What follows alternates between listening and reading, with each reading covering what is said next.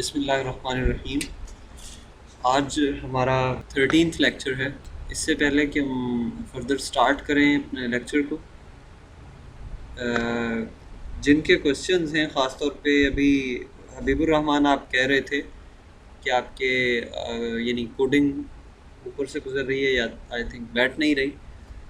तो जो आपके क्वेश्चन हैं आप अपनी स्क्रीन शेयर करके उसको डिस्कस करना चाहें तो कर सकते हैं।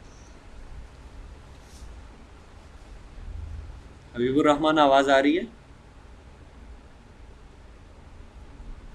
आपका माइक चल रहा है, माइक में बोल रहे हैं आप।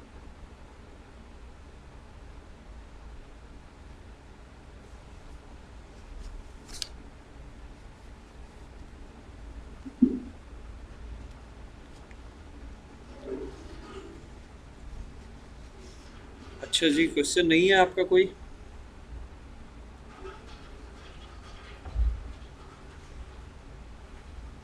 चलिए ठीक हो गया।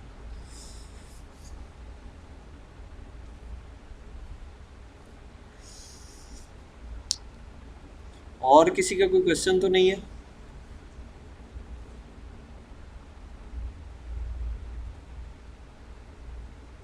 हाँ, वैसे आपने क्लासेस भी काफ़ी मिस की हैं, तो उनको जो रिकॉर्डेड है उनको अच्छी तरह देखें तो फिर आपका प्रॉब्लम सॉल्व हो जाएगा, क्योंकि हम काफ़ी डिटेल में जो है ना वो डिस्कस कर चुके हैं। पहले जो चीज़ें कल तक हमने पढ़ी हैं ना। अच्छा जी, कल हमने लास्ट टाइम जो स्टडी किया था वो था ऑर्डर्ड लिस्ट, कि आप ऑर्डर्ड लिस्ट जो है वो किस तरह से बना सकते हैं, उसको मैनेज किस तरह से कर सकते हैं, क्या उसकी टाइप्स होती हैं। अभी हम अ, उससे उसके आगे चलते हैं और अनऑर्डर्ड लिस्ट हमने आगे पढ़नी है। लेकिन उससे पहले कुछ ऐसी चीज़ें हैं जिनको पढ़ लेना ज़्यादा ज़रूरी है अनऑर्डर्ड लिस्ट से पहले। फिर उसके बाद हम अपने फ़्लो की तरफ आएंगे, यानी अपने जो बाकायदा लेक्चर है, लेक्चर तो स्टार्ट है लेकिन बाकायदा जो दूसरे अनऑर्डर्ड लिस्ट और उससे अगले टॉपिक्स हैं उनकी तरफ बाद में आएंगे। पहले कुछ चीज़ें हैं जिनको स्टडी करना ज़रूरी है। ये भी कोई नया क्लास में आया है या गया है? जैसे स्क्रीन आ जाए फ़ौरन आप यस लिख दीजिएगा इधर, ताकि हम इसको कंटिन्यू करें।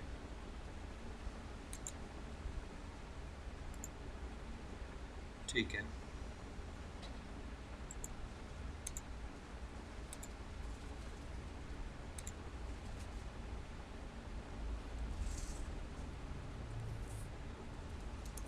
सबसे पहले जो हम चीज़ आज पढ़ेंगे वो है डायमेंशंस। कोई भी चीज़ जिसको हम ड्रॉ करते हैं उसकी पहले सबसे पहले जो चीज़ ज़हन में रखी जाती है या जिसका ख्याल रखा जाता है वो है डायमेंशंस। डायमेंशंस में दो चीज़ें आती हैं। ठीक है। सबसे पहली हम एक डिव की जो है वो एग्जांपल लेते हैं यहाँ पे, या हम पहले पढ़ चुके हैं कि डिव क्या होती है।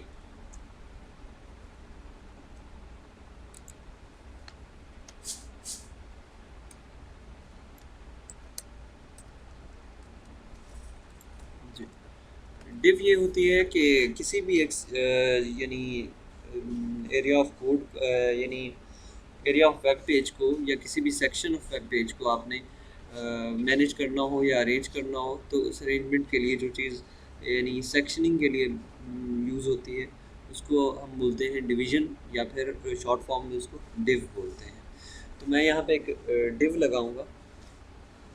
डिव का टैग है डिव लगाए।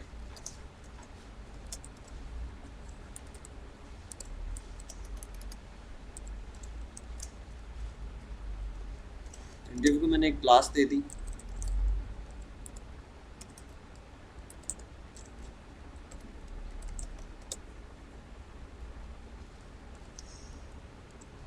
बॉक्स की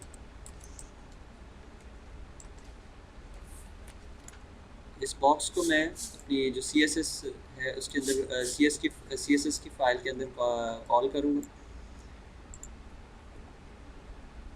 कल की जो कोडिंग है इसको मैं इधर से डिलीट कर देता हूँ। यहाँ पे मैं उसी div को कॉल करूँगा। उसको मैंने एक क्लास दी हुई है बॉक्स की, तो div, और div के साथ मैं डॉट लगाऊंगा। इसका मतलब ये है कि सारी divs नहीं, स्पेसिफिकली वो div जिसके अंदर ये क्लास दी हुई है।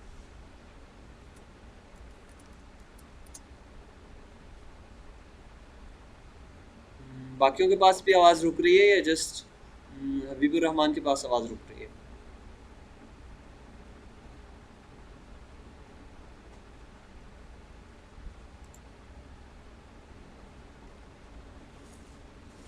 हबीबुर रहमान, आपके पास इंटरनेट का इशू हो सकता है, बाकियों के पास तो ठीक आ रही है।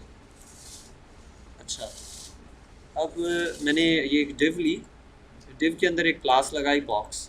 अब मैं यहाँ पे इसको किस तरह से कॉल करूँगा कि div डॉट, और क्लास का नेम लिख दूँगा।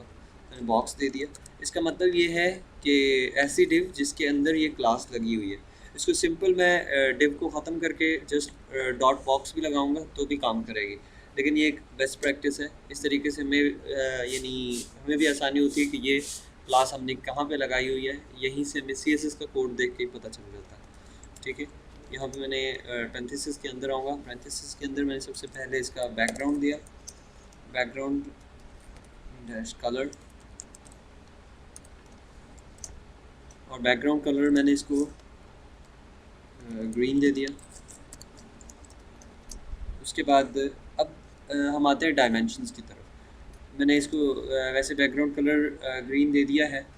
अब मैं इसको सेव करता हूँ, और यहाँ जाके जब मैं इसका डिस्प्ले देखूँगा तो आप देखिए बिल्कुल बिल्कुल वाइट आ रहा है। उसकी वजह क्या है? उसके वाइट आने की वजह क्या है? क्योंकि हमने इसकी डायमेंशंस नहीं दिए हैं। डायमेंशंस का मतलब ये है कि हमने इसकी हाइट और विड्थ जो है वो डिफ़ाइन नहीं की है। ठीक है, वो अब मैं अगर जब डिफ़ाइन करूँगा तो उसके बाद ये अपनी मतलब इसकी शक्ल हम यहाँ देख सकेंगे। यहाँ पे आता हूँ, पहले हम हाइट और विड्थ हर चीज़ की यहीं इसके अंदर देते थे, लेकिन अब CSS के थ्रू देंगे। तो डायमेंशन में पहली जो चीज़ है वो आती है विड्थ। आप हाइट भी पहले दे सकते हैं, इसमें ज़रूरी नहीं है कि विड्थ पहले देनी हो। मैं इसकी विड्थ दे देता हूँ 200 पिक्सल्स, और उसके बाद मैंने यहाँ पे हाइट मैंने इसकी वो भी 200 पिक्सल दे दी, यानी एक स्क्वायर बॉक्स मैंने ये बनाया है।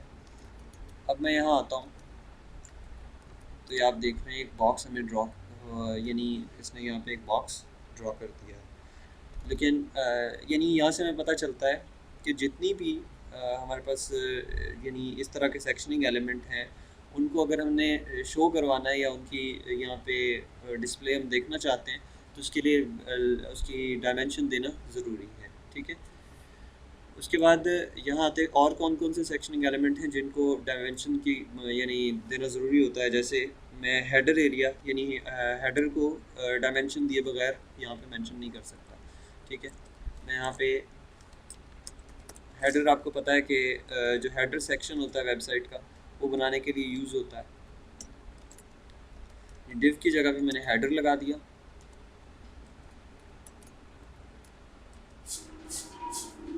और सेम वही मैंने यानी कि यहाँ पे रहने दी। इसको मैं रिफ़्रेश करता हूँ वहाँ जाके।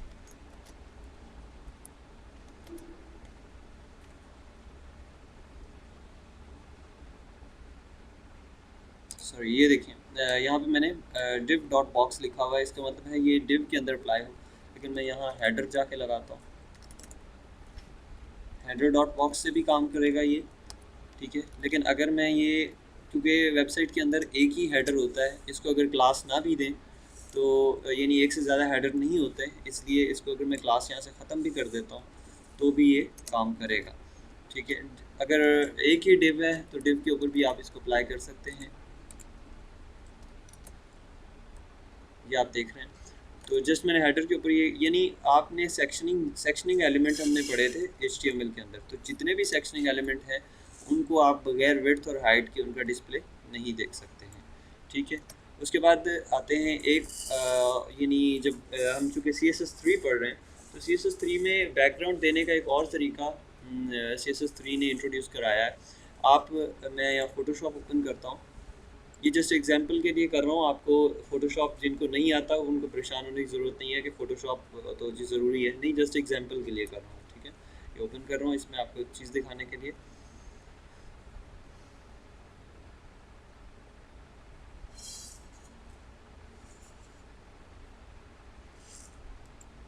यहाँ पे मैंने एक फ़ाइल न्यू क्रिएट की।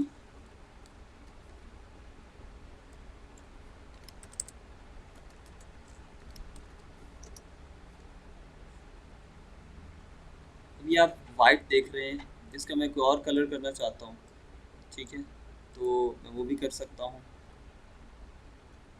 यानी एक कलर में इसको करना चाहूँ तो बहुत इजी है ये। आपको पता है हम यहाँ वेबसाइट के अंदर क्या करते हैं, बैकग्राउंड कलर देते हैं, और बैकग्राउंड कलर देने के बाद उसको यहाँ पे सिंगल कलर का नेम या उसका कोड लिख देते हैं। कोड लिखना वो हम फर्दर अभी पढ़ेंगे बाद में कि कोड क्या होता है।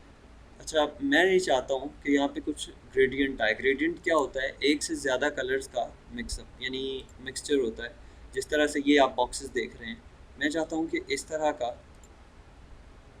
ये जो दो कलर्स हैं, इस तरह का ग्रेडियंट ये मेरे यानी डिव का या जो हेडर होता है उसका यानी डिव, एक मिनट, यहाँ पे मैंने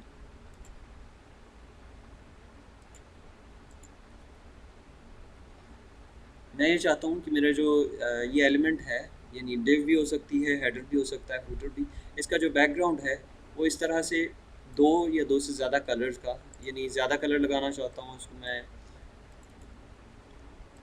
कोई और कलर दे देता हूँ, वाइट दे दिया, ठीक है। मैं इस तरह का बैकग्राउंड चाहता हूँ। तो ये भी आप इस पहले ये होता था कि इस तरह का बैकग्राउंड फ़ोटोशॉप में बना के तो फिर उसको बैकग्राउंड इमेज वाली प्रॉपर्टी के ज़रिए इसको यानी लगाया जा सकता था। किस तरह से, इसको मैं सेव करता हूँ ये लेक्चर 13 के अंदर, और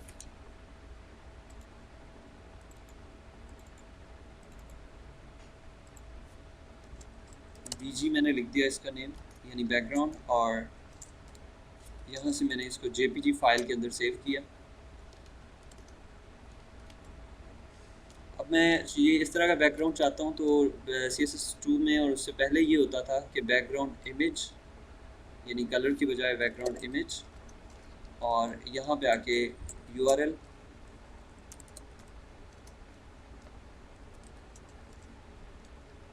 और मैंने यहाँ पे bg.jpg ये फ़ाइल का नेम जो मैंने रखा है वो रखना होता था। और उसके बाद क्या होता था कि मैं इसको यहाँ पे इस तरह का बैकग्राउंड देख सकता था। लेकिन अब आपको जाके फ़ोटोशॉप के अंदर ये इस तरह इमेज बनाने की ज़रूरत नहीं है, ठीक है। आप जस्ट क्या करेंगे, फ़र्ज़ करते हैं मैं इसको थोड़ा सा इसको 4 कलर दे देता हूँ, या जितने भी कलर देना चाहूँ कोई इशू नहीं है, मैं दे सकता हूँ। तो मैं क्या करूँगा, मैं यहाँ बैकग्राउंड इमेज की बजाय जस्ट बैकग्राउंड लिखूँगा, ठीक है। लीनियर ग्रेडियंट इसको बोलते हैं, ग्रेडियंट, ये जो इस तरह से एक से ज़्यादा कलर्स यूज़ होते हैं इसको ग्रेडियंट बोलते हैं, ठीक है। Linear gradient,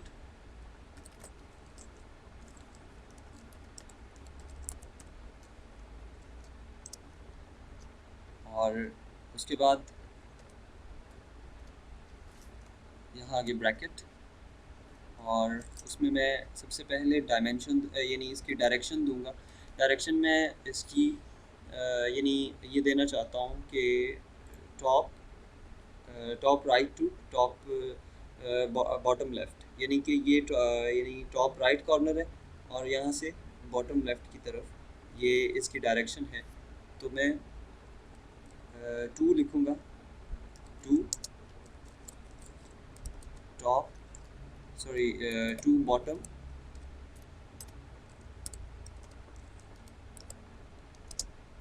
left. इसका मतलब है कि डायरेक्शन फ्रॉम हमने ये लिखनी, जस्ट टू लिखनी होती है। टू से ये होता है कि यानी फ्रॉम का खुद यहाँ से कंसिडर कर लेगा, और हमें जस्ट बतानी है कि टूवर्ड्स द यानी इसका इस कॉर्नर टूवर्ड्स दिस कॉर्नर हम यानी इसको इसकी डायरेक्शन रखना चाहते हैं। उसके बाद हम कलर्स के नेम दे देंगे। सबसे पहले रेड है, उसके बाद कॉमा एंड देन ग्रीन, उसके बाद वाइट,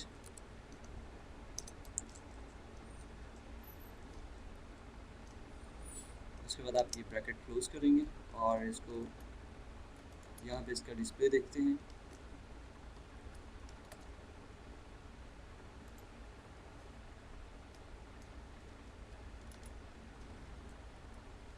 जी, ये आप देख सकते हैं लीनियर ग्रेडियंट है और बिल्कुल उसी तरह से काम कर रहा है, उसी तरह की इसने इमेज यहाँ पे बना दिया है जिस तरह का इमेज हमने यहाँ ये इमेज लगाया था। लेकिन अब हमने इमेज जो है उसकी जगह पे जस्ट ग्रेडियंट उसको CSS के थ्रू ही ड्रॉ करवा लिया। तो अब इसका फ़ायदा क्या होगा? इसका सबसे बड़ा फ़ायदा ये है कि अगर आप काफ़ी सारे हाई क्वालिटी इमेज इस तरह से बैकग्राउंड में यानी यूज़ कर रहे हैं, तो आपका वेब पेज हैवी हो जाता है काफ़ी। उसको उसका जो साइज़ है यानी केबीज़ से बढ़ के हो सकता है एमबीज़ में पहुंच जाए, तो उसको लोड होने में टाइम लगेगा। लेकिन अब आप देख रहे हैं कि यही काम एक लाइन ऑफ कोड कर रही है, ठीक है? तो आपकी एक पूरी फाइल का जो साइज़ है वो आपको वहाँ अपलोड यानी ये फ़ाइल अगर आप देख रहे हैं तो इसको ये 16 KB इसका साइज़ है। 16 KB के बजाय मैं चंद बाइट्स के अंदर, ठीक है, बिट एंड बाइट्स ये यानी मेमोरी के यूनिट्स हैं, चंद बाइट्स के अंदर मैं अपनी पूरी जो है सेम वही काम करवा रहा हूँ। तो इससे आपकी तकरीबन कई गुना मेमोरी जो है वो सेव कर सकते हैं। मसलन आपकी होस्टिंग पे मेमोरी भी सेव हो जाएगी और यूज़र जो है जब इसको इस तरह वाले की जो ग्रेडियंट्स और इस तरह वाली बनी होगी वेबसाइट, उसको लोड करने में यानी वो फास्ट लोडिंग वेबसाइट होगी, उसको टाइम नहीं लगेगा इतना, ठीक है? इसका ये फ़ायदा होता है। इसको आप जिस मर्ज़ी डायरेक्शन में इसको अपवर्ड डाउनवर्ड जिस तरह से आप करना चाहें इसी तरह से कर सकते हैं। एक लीनियर है, इसी तरह से आप चाह रहे हैं कि लीनियर के बजाय यहाँ पे मैंने आप देख रहे हैं ये ग्रेडियंट बिल्कुल ये लीनियर है।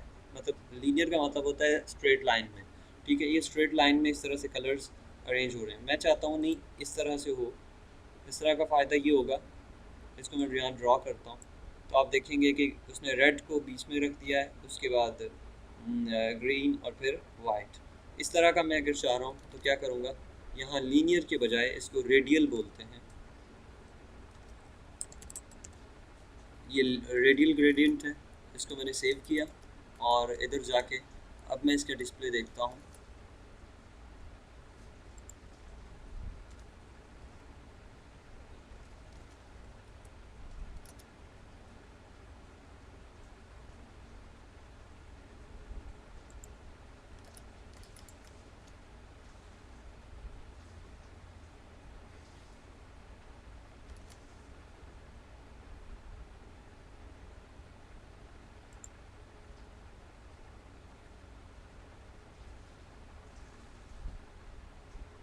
जी, रेडियल ग्रेडियंट के अंदर आपको डायमेंशन देने की ज़रूरत नहीं होती है। इसको अब आप इसको रिफ़्रेश करेंगे और उसके बाद अब आप इसका रिज़ल्ट देख रहे हैं तो सेम वही रिज़ल्ट आ रहा है। रेडियल ग्रेडियंट के अंदर आपने सॉरी हमने डायरेक्शन जो है उसको ख़त्म करना यहाँ से भूल गया था। तो रेडियल का की एक ही डायरेक्शन होती है, सेंटर से स्टार्ट होता है और इसी तरह ग्रेजुअली बढ़ते हुए यानी आउटर सेक्शंस की तरफ ये आउटर लाइन जो होती है इसकी तरफ बढ़ता जा रहा होता है, ठीक है? इससे इसमें आपने डायरेक्शन नहीं देनी, लीनियर में आपने डायरेक्शन देनी होती है, ठीक है? ये डिफरेंस है। इसके अंदर ग्रेडियंट के अंदर अगर किसी को कोई डिफरेंस कोई क्वेश्चन है तो पूछ सकता है। इसमें एक और चीज़ हम देखते हैं कि रेडियल जो है ये मैं चाहता हूँ कि सर्कल्स के अंदर यानी आप इसमें डिफरेंट स्टाइल तकरीबन इसमें बहुत बड़ी रेंज के अंदर स्टाइल्स हैं, वो आप डिफरेंट वेब पेजेस के ऊपर जब देखेंगे उसको प्रैक्टिस करने से ये, और आप इनको भी प्रैक्टिस करते रहेंगे, कलर चेंज करें, इनका ऑर्डर चेंज करें, इनकी तादाद बढ़ाएं कम करें, तो काफ़ी सारे डिज़ाइन आप इसमें खुद जो है वो क्रिएट कर सकते हैं। मैं एक और यहाँ पे लगाता हूँ repeating repeating dash radial dash gradient. इसको मैं सेव करके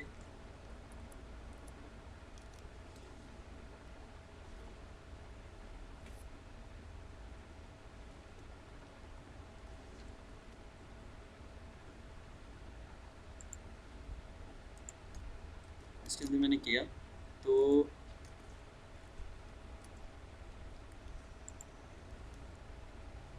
आई थिंक हाँ, रिपीटिंग जो है उसके साथ आप जावास्क्रिप्ट को यूज़ करके उसको आप इम्प्लीमेंट कर सकते हैं। रिपीटिंग ये करता है कि वो आपकी जो है मतलब एक एक सर्कल के ऊपर दूसरा सर्कल सर्कल आप ड्रॉ करना चाहते हैं, इसी तरह से रेडियल आप डिफरेंट रेडियल्स भी एक ही डिज़ाइन के अंदर आप करना चाहते हैं तो उसको आप थ्रू जावास्क्रिप्ट या बूटस्ट्रैप आप इसको मैनेज कर सकते हैं। ठीक है, रेडियल जो है रिपीटिंग रेडियल उसका ये थोड़ी सी मतलब उसके साथ आपको दूसरी लैंग्वेजेस का भी सहारा लेना पड़ता है तो आप उसको यूज़ कर सकते हैं।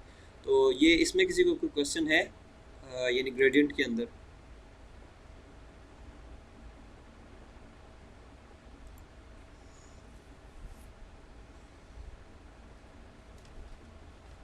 और ये याद रखिएगा ये CSS3 की प्रॉपर्टी है, CSS2 में ये चीज़ अवेलेबल नहीं थी।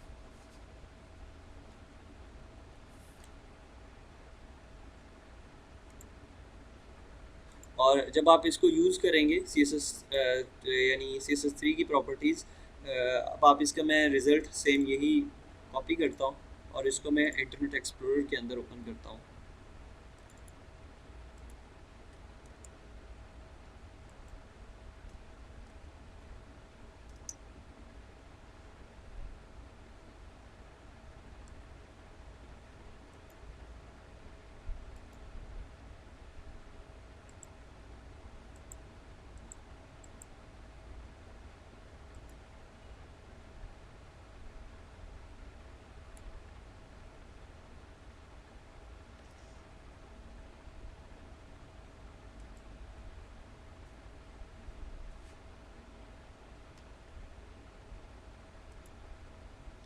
इसको इंटरनेट एक्सप्लोरर के अंदर ओपन करूँगा तो ये नहीं होगी। अब इस तरह अगर ये प्रॉब्लम करे तो आपने ये करना होता है, आप इसके साथ प्रीफिक्सेस यूज़ कर सकते हैं। ठीक है, प्रीफिक्सेस करने का क्या मकसद होता है कि ताकि आपका जो ये स्टाइल है ये अगर आपका ब्राउज़र थोड़ा यानी किसी यूज़र आपका जो यूज़र है उसका अगर थोड़ा सा पुराना होगा या ओल्डर ओल्डर वर्जन यूज़ कर रहा है या फिर इंटरनेट एक्सप्लोरर 9 से पहले का यानी कि ओल्डर वर्जन यूज़ कर रहा है या क्रोम का भी अगर ओल्डर वर्जन यूज़ करेगा जब CSS3 नहीं थी कर रहा, वैसे तो नहीं होता लेकिन अगर कोई यूज़ कर रहा हो तो ये क्या करता है, ये वहाँ पे अपना इफेक्ट नहीं दिखाती CSS3 क्योंकि सपोर्ट नहीं कर रहे होते। तो आप उससे पहले प्रीफिक्सेस लगाते हैं। प्रीफिक्सेस का क्या होता है कि इससे पहले आप एक डैश लगाते हैं, जो भी CSS3 की प्रॉपर्टीज़ हैं उनसे पहले डैश और MS लगाएंगे अगर आप टारगेट कर रहे हैं इंटरनेट एक्सप्लोरर को। तो काफ़ी हद तक पॉसिबिलिटी होती है कि आपका ये जो स्टाइल है इनको ये सपोर्ट करने लग जाएगी। ठीक है, लेकिन आई थिंक ये काफ़ी पुराना है तो इसके अंदर ये सपोर्ट नहीं कर रहा। तो ये प्रीफिक्सेस जो है आप क्या इनके यानी इनको किस तरह से यूज़ कर सकते हैं। प्रीफिक्सेस आप थोड़ा सा आपका कोडिंग का टाइम जो है वो तो बढ़ा देते हैं, लेकिन इससे फ़ायदा ये होता है कि आपके तकरीबन सारे यूज़र जो हैं वो इससे आपकी इफ़ेक्ट्स को देख सकते हैं, आपके यानी जो आपने CSS3 के अप्लाई किए हैं। ठीक है, आप अगर क्रोम को टारगेट करना चाहते हैं कि ताकि जो ओल्डर वर्जन के क्रोम्स हैं उन तक आपकी वेबसाइट जो है वो एक्सेसिबल हो, उन पे यूज़ हो सके, तो आप क्या करेंगे, वेब किट लिखेंगे। ठीक है, वेब किट वेब किट किसके लिए होता है, क्रोम और सफारी के लिए। माइक किसी का चला था, कोई क्वेश्चन है किसी का? अच्छा, औरंगजेब भाई का, चलिए ठीक है। अच्छा, अब आप वेब किट यूज़ करेंगे। वेब किट क्या करता है, सफारी और क्रोम के लिए अगर कोई ऐसा ब्राउज़र सफारी का कोई ऐसा वर्जन या फिर क्रोम का ऐसा वर्जन जिसको ये प्रॉपर्टी सपोर्ट नहीं करती, जो इस प्रॉपर्टी को सपोर्ट नहीं करता, अगर वो यूज़ किया जा रहा है तो उस पर भी ये काम करेगा। तो क्रोम और सफारी के लिए आप वेब किट यूज़ करते हैं। मोज़िला के लिए आप यानी मोज़िला फायरफॉक्स के लिए आप मोज़ यूज़ करते हैं। ठीक है, ओपेरा जो होता है उसके लिए आप वो यूज़ करते हैं। ठीक है, और जो इंटरनेट एक्सप्लोरर है उसके लिए आप MS यूज़ करते हैं। ठीक है, लेकिन MS ये जो मेरे पास इंटरनेट एक्सप्लोरर है उसके अंदर आई थिंक वो काफ़ी ज़्यादा ही पुराना है, तो उसके अंदर इसके बावजूद इफेक्ट नज़र नहीं आ रहा था। तो ये चीज़ यानी एक एहतियात के तौर पर प्रिकॉशनरी आप यूज़ कर सकते हैं इसका, यानी इसके बगैर भी ये प्रॉपर्टीज़ काम करती हैं, लेकिन अगर सपोर्ट ना करें तो आप इनको यूज़ करेंगे तो ये आपका काम करने लगेंगे। ठीक है, उसके बाद अब हम ये वो चीज़ें थी डायमेंशंस, और ये बैकग्राउंड की एक लास्ट प्रॉपर्टी रहती थी इसके, ये जो काफ़ी ज़रूरी थी अनऑर्डर्ड लिस्ट पढ़ने से पहले। अनऑर्डर्ड लिस्ट की तरफ अब हम आते हैं। तो अनऑर्डर्ड लिस्ट जो है वो जैसा कि आप जानते हैं कि बुलेट्स, नंबरिंग की बजाय बुलेट्स आपने लगाने हो और उससे आपने लिस्ट क्रिएट करनी हो तो आप अनऑर्डर्ड लिस्ट यूज़ करते हैं। मैं यहाँ पे आता हूँ, एक यूएल का टैग लगाया मैंने।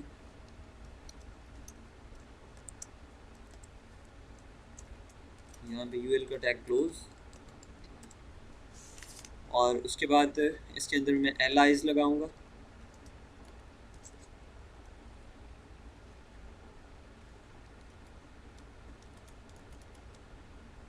औरंगजेब भाई, आपके माइक से काफ़ी नॉइस आ रही है, तो माइक अपना म्यूट कर लें। अच्छा जी, यूएल और इसके अंदर एल आई लगाऊंगा।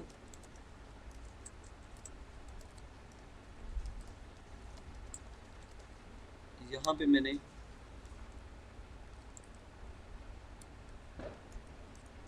डिफरेंट आइटम्स जो हैं उसके अंदर रखती, जैसे मैं होम फ़र्ज़ करते हैं हम इसको यूज़ करना चाह रहे हैं, उसके अंदर यानी इसका एक मेन्यू क्रिएट करना चाहते हैं, यानी एक लिस्ट है अपनी वेबसाइट के जिस तरह से मेन्यू होता है उस तरह से क्रिएट करना चाहते हैं।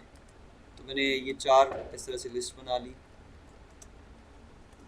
इस लेक्चर के एंड पे हम मेन्यू क्रिएट करना सीखेंगे, जब हम ये आज के जो लेक्चर के जितने टॉपिक्स हैं उनको पढ़ने के बाद एंड पे हम ये इसी को यूज़ करते हुए मेन्यू क्रिएट करेंगे, यानी ड्रॉप डाउन सॉरी जो है आपकी नेविगेशन बार जो होती है वो हम क्रिएट करेंगे। ये मैंने अबाउट, उसके बाद सर्विसेज,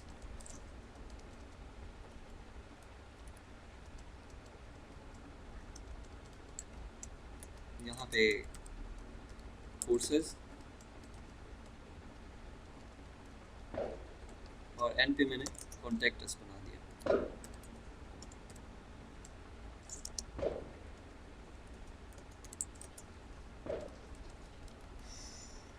इसका मैं यहाँ व्यू देखता हूँ। ये जो हेडर है फ़िलहाल के लिए मैं इसको कमेंट कर दूँगा।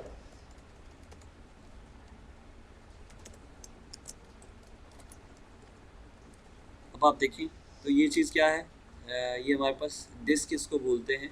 ये जो बिल्कुल सर्कल हैं लेकिन फील्ड होते हैं, इनको डिस्क बोलते हैं। ठीक है, हमारे पास डिस्क्स नज़र आ रही हैं लिस्ट के यानी लिस्ट स्टाइल के तौर पे। मैं ये चाहता हूँ कि मैं इसको चेंज कर लूँ, तो आप CSS के ज़रिए से आप ये इसका स्टाइल भी चेंज कर सकते हैं, इसको यानी हाइड करना चाहें तो वो भी कर सकते हैं। तो कैसे करेंगे, इसको UL को मैं कॉल करूँगा यहाँ पे CSS में, जस्ट चूँकि ये टैग का नेम है तो जस्ट UL, और ये पेरेंथेसिस के अंदर आऊँगा। हमने जिस तरह कल ऑर्डर्ड लिस्ट में पढ़ा था, list style type, list style type जो बाय डिफ़ॉल्ट हम यूज़ कर रहे हैं, यानी HTML के ये जो होती है ये डॉट्स होते हैं, इनको डिस्क बोलते हैं।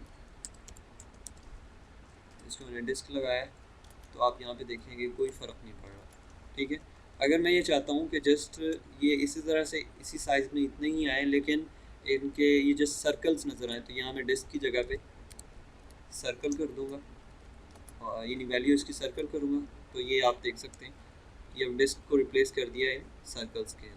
ये हॉलो सर्कल्स जो हैं ये उसकी जगह पे आ गए।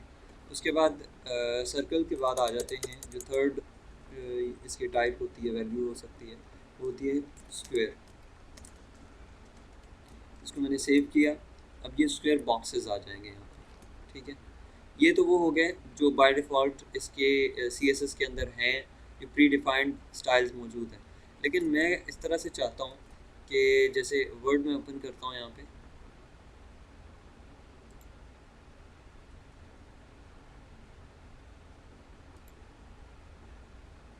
यहाँ पे वर्ड जैसे आपको ये काफ़ी फैसिलिटी देता है, 1 2 3 3। ये मेरे पास 3 जो है ये नंबर्स हैं, मैं इनकी लिस्ट बनाना चाह रहा हूँ। तो यहाँ पे हमें वर्ड एक फैसिलिटी देता है कि ये हम काफ़ी सारे जो है ये बुलेट सेलेक्ट कर सकते हैं, यानी कि इसकी टाइप सेलेक्ट कर सकते हैं। और न्यू बुलेट्स भी करना चाहें तो आप यहाँ से ऐड कर सकते हैं, या ना भी करना चाहें तो कर सकते हैं। तो अगर मैं ये चाहता हूँ लिस्ट तो बने, लेकिन इसकी कोई यानी ये जो स्टाइल है ये वाले ये नज़र ही ना आए, तो क्या करूँगा मैं, यहाँ पे ये लिस्ट स्टाइल टाइप जो है इसकी जगह पे नन कर दूँगा। सेव किया मैंने। अब इसका यहाँ पे देखता हूँ तो ये डॉट्स नज़र ही नहीं आ रहे। लेकिन मैं ये चाहता हूँ कि मैं बाय डिफ़ॉल्ट जो है उनको यूज़ ना करूँ, बल्कि अपने जो हैं उनको यूज़ करूँ। तो मैं क्या करूँगा, यहीं पे आऊँगा, लिस्ट स्टाइल टाइप की बजाय इसकी अगली प्रॉपर्टी मैं यूज़ करता हूँ लिस्ट स्टाइल इमेज। ठीक है। और इधर चूँकि आपको पता है कि इमेज के लिए सोर्स देना ज़रूरी होता है, यानी यूआरएल देना ज़रूरी है। तो इमेज का यूआरएल मैं यहाँ यूआरएल की वैल्यू लिखूँगा यूआरएल, और यहाँ पे bracket start and bracket close. उसके बाद ये डबल कोट्स के अंदर मैं यूआरएल लिख दूँगा। मैं अपने यहाँ फ़ोल्डर के अंदर आता हूँ, तो फ़ोल्डर के अंदर मैंने ऑलरेडी ये कुछ यूआरएल्स बना के रखे हुए हैं। ठीक है, सॉरी ये यानी बुलेट्स कह सकते हैं इसको, लिस्ट स्टाइल के इमेजेस मैंने ऑलरेडी रखे हुए हैं। मैं ये सबसे पहले जो स्टार है इसको इंक्लूड करता हूँ। इसका नेम मैंने यहाँ से कॉपी कर लिया, स्टार डैश बी, और इसको मैंने यहाँ पेस्ट किया, यहाँ पेस्ट करके सेव करूँगा। अब यहाँ जाके मैं इसका डिस्प्ले देखता हूँ, तो आप देख रहे हैं कि लिस्ट जो है ये हमारे पास क्या हो गया, यानी मैंने अपनी मर्ज़ी के इस तरह से लिस्ट स्टाइल जो है वो देना चाह रहा हूँ तो मैं दे सकता हूँ। इसका साइज़ आप इस तरह से मैनेज करेंगे। ये इस इमेज को आपको याद हो कि मैंने एक लेक्चर के अंदर मोहम्मद शहबाज ने एक क्वेश्चन किया था, तो उसमें मैंने उसको बताया था कि जिस तरह से हम इमेज को एक रीसाइज़ कर सकते हैं। इसको आप अगर आप थोड़ा बहुत फ़ोटोशॉप आता है तो उसमें भी आप इसको रीसाइज़ कर सकते हैं। ये 20 पिक्सल बाय 19 पिक्सल यानी स्क्वायर है। मैं इसको इस तरह से करता हूँ 6 पिक्सल बाय 6 पिक्सल कर देता हूँ, या बल्कि इसका मैं थोड़ा सा 6 पिक्सल की बजाय मैं इसको 10 पिक्सल कर देता हूँ। अब आप देखेंगे अब ये बिल्कुल मुनासिब किस्म के मुनासिब साइज़ में ये आ गए हैं। ठीक है, इस तरह से आप डिफरेंट देना चाहते हैं तो दे सकते हैं। मैंने ये काफ़ी यानी इस तरह से स्टाइल्स जो हैं आप जस्ट उनका नेम चेंज करेंगे तो ये पूरी लिस्ट का जो स्टाइल है वो चेंज हो जाएगा। ठीक है, ये मैंने स्टार को चेंज कर दिया इसके ग्रीन डैश बी से। ये मैंने अपनी तरफ से नेम रखे हुए हैं, आप अपने इमेजेस और उनके नेम यूज़ करना चाहते हैं तो यूज़ कर सकते हैं। ठीक है, क्लियर है ये चीज़? क्या आप ये जो मेन्यूज़ हैं इनको कैसे यूज़ कर सकते हैं? जिनको क्वेश्चन है वो लिख दें, जिनको क्वेश्चन नहीं है वो जस्ट नो लिख दें।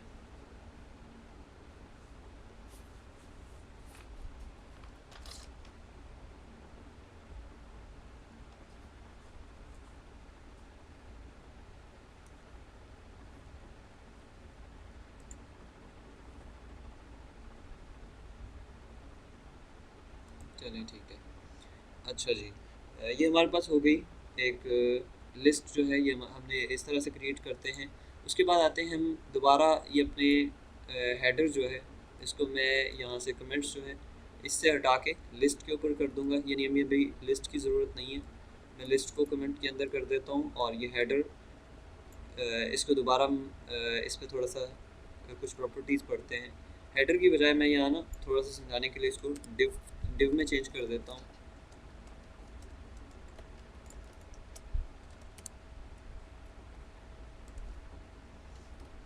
इसको सेव किया, और अब मैं यहाँ जाके ये हेडर की बजाय इधर भी डिव कर दूँगा।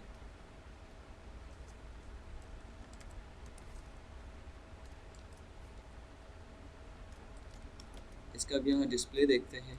ये देखें अब हमारे पास आ गया। मैं ये चाहता हूँ कि ये जो इसकी आउटलाइन है ये थोड़ी सी प्रोमिनेंट हो, नज़र आए, ताकि कि ये यहाँ से यहाँ तक है, मतलब ये एरिया है। ठीक है, यानी फ़र्ज़ करते हैं मैंने बैकग्राउंड दिया ही नहीं है। बैकग्राउंड को मैं CSS के कमेंट्स लगा दूँगा ताकि नज़र ना आए। बैकग्राउंड जितने भी ये 4 प्रॉपर्टीज़ बैकग्राउंड की हैं तो इनको मैंने इस तरह से कमेंट्स के अंदर कर दिया। और उसके बाद अब मैं देख रहा हूँ तो ये चीज़ है, यानी यहाँ पे एग्जिस्ट कर रहा है ये बॉक्स, लेकिन इसका बैकग्राउंड के चूँकि मैंने रिमूव कर दिया है तो ये नज़र नहीं आ रहा। अब इसकी एक प्रॉपर्टी ऐसी है कि ताकि हमें सिर्फ इसकी आउटलाइन नज़र आए तो उसको हम उसके लिए प्रॉपर्टी यूज़ करते हैं। इसको बाहर की जो आउटलाइन होती है, यानी इसको हम दो प्रॉपर्टीज़ से कर सकते हैं। सबसे पहली प्रॉपर्टी है बॉर्डर, ठीक है। अब बॉर्डर जो होता है इसकी इसके अंदर कुछ प्रॉपर्टीज़ हैं कि आप बॉर्डर को कौन सा बॉर्डर यूज़ करना चाहते हो। फ़र्ज़ करते हैं अगर मैं सिंपल जस्ट बॉर्डर लगाऊंगा तो बॉर्डर से पहले मुझे उसकी देनी होगी कि कौन से स्टाइल का बॉर्डर यूज़ करना है मुझे, ठीक है। तो यहाँ पे मैंने बॉर्डर स्टाइल,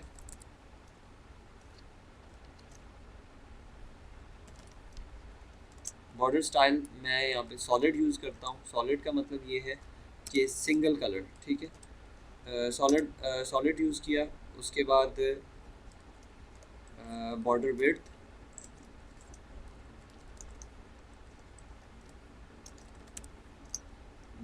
में दे देता हूँ 2 पिक्सल, ठीक है। यानी कि 2 पिक्सल का बॉर्डर आए। उसके बाद इसका अब यहाँ मुझे बॉर्डर का कलर देना होगा।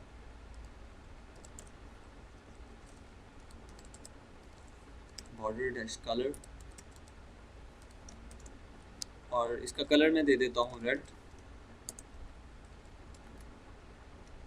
अब यहाँ पे आप आके देखेंगे तो रेड 2 पिक्सल का सिंगल कलर का बॉर्डर लग गया, और कलर क्या है इसका, रेड है। अब मैं ये चाहता हूँ कि ये मुझे तीनों चीज़ें जो हैं ये अलहदा से यूज़ ना करनी पड़े। तो मैं क्या करूँगा, जस्ट इनको ये इनकी वैल्यूज़ याद है मुझे, 2 पिक्सल एंड रेड। तो मैं क्या करूँगा, जिस तरह हमने बैकग्राउंड में किया था कि बैकग्राउंड कलर, बैकग्राउंड विड्थ, ये चीज़ें हमें देनी ना पड़े, हम एक ही के अंदर यूज़ करें। तो सिम हमने क्या किया था, बैकग्राउंड से ये चीज़ें बाकी के यानी जो उसका हिस्सा था सेकंड वाला वो ख़त्म कर दिया, यानी बैकग्राउंड यूज़ कर लिया, और उसके बाद हमने सारी प्रॉपर्टीज़ उसी के अंदर रख दी। बॉर्डर भी बिल्कुल ऐसे है, बॉर्डर उसके अंदर सॉलिड, और सेकंड मैंने यूज़ की थी इसका विड्थ यूज़ की थी 2 पिक्सल, और उसके बाद मैंने इसका कलर यूज़ किया था, स्पेस दे के मैं इसका कलर लिख दूँगा सेव करके। अब आप इसको अगर यहाँ रिफ़्रेश करते हैं तो कोई फ़र्क नहीं है, सेम वही काम कर रहा है जो 3 प्रॉपर्टीज़ के साथ हम कर रहे थे, हम सिंगल प्रॉपर्टी के साथ वही काम कर रहे हैं, ठीक है। ये हमारे पास है बॉर्डर की, हमने यानी एक टाइप पढ़ी है सॉलिड, ठीक है। अब बॉर्डर के डिफरेंट स्टाइल जो हैं वो आप यहाँ पे कर सकते हैं। मैं ये 2 प्रॉपर्टीज़ तो जो है इनको बॉर्डर के अंदर लगाता हूँ, यानी बॉर्डर की विड्थ एंड उसका कलर। उसके बाद तीसरी प्रॉपर्टी मैं यूज़ कर लेता हूँ आपको समझाने के लिए। यहाँ पर मैंने तीसरी प्रॉपर्टी ले ली, बॉर्डर स्टाइल,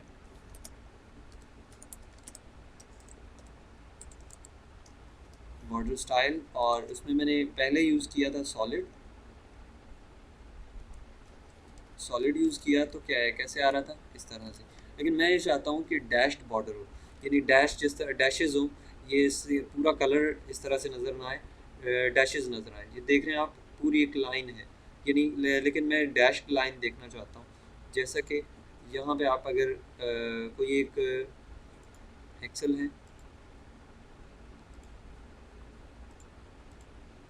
यहाँ एक्सेल के अंदर मैं ये कुछ जो सेल्स हैं इनको बॉर्डर देना चाहता हूँ। तो मैं क्या करता हूँ, यहाँ से ये जो बॉर्डर हैं यहाँ से मैं सिलेक्ट करता हूँ, और उसके बाद इधर बॉर्डर के डिफरेंट स्टाइल्स आ रहे हैं, ठीक है। ये स्टाइल मैं सिलेक्ट करता हूँ, और मैं इतने हिस्से के अंदर ये स्टाइल देना चाहता हूँ। ये यहाँ की बजाय मैंने इधर दे दिया आपको ताकि क्लियर नज़र आए।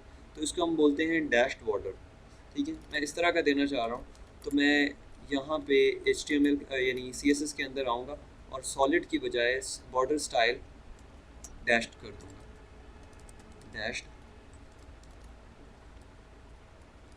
अब आप देख रहे हैं कि ये बॉर्डर डैश्ड हो गया है, यानी डैशेस के साथ ये बॉर्डर बना हुआ, हाइफन साइन जो होता है उसके साथ इसने। अब मैं ये चाहता हूँ कि दूसरी जो टाइप है वो है डॉटेड, कि डॉट्स के साथ बॉर्डर बना हुआ हो। तो इसको बोलते हम जस्ट डॉटेड लिखेंगे और सेव कर देंगे। सेव करें तो ये डॉट्स आ रहे हैं, यानी कि स्क्वायर डॉट्स यहाँ पे लगे हुए हैं, ठीक है। ये कुछ स्टाइल्स हैं जो कि हम बॉर्डर पे अप्लाई कर सकते हैं, ठीक है। उसके बाद आ जाते हैं कि अगर आप थ्री डी बॉर्डर लगाना चाहते हैं कि थोड़ा सा थ्री डी इफेक्ट नज़र आए एक जगह पे, यानी ये जो टॉप यानी टॉप वाला बॉर्डर है और ये लेफ्ट वाला बॉर्डर, इनका कलर चेंज हो और इनका थोड़ा सा डिफरेंस हो, डिफरेंट कलर हो इनसे, तो इस यानी एक थ्री डी इफेक्ट नज़र आए आपको बॉर्डर के अंदर, तो आप वो यूज़ कर सकते हैं इनसेट प्रॉपर्टी।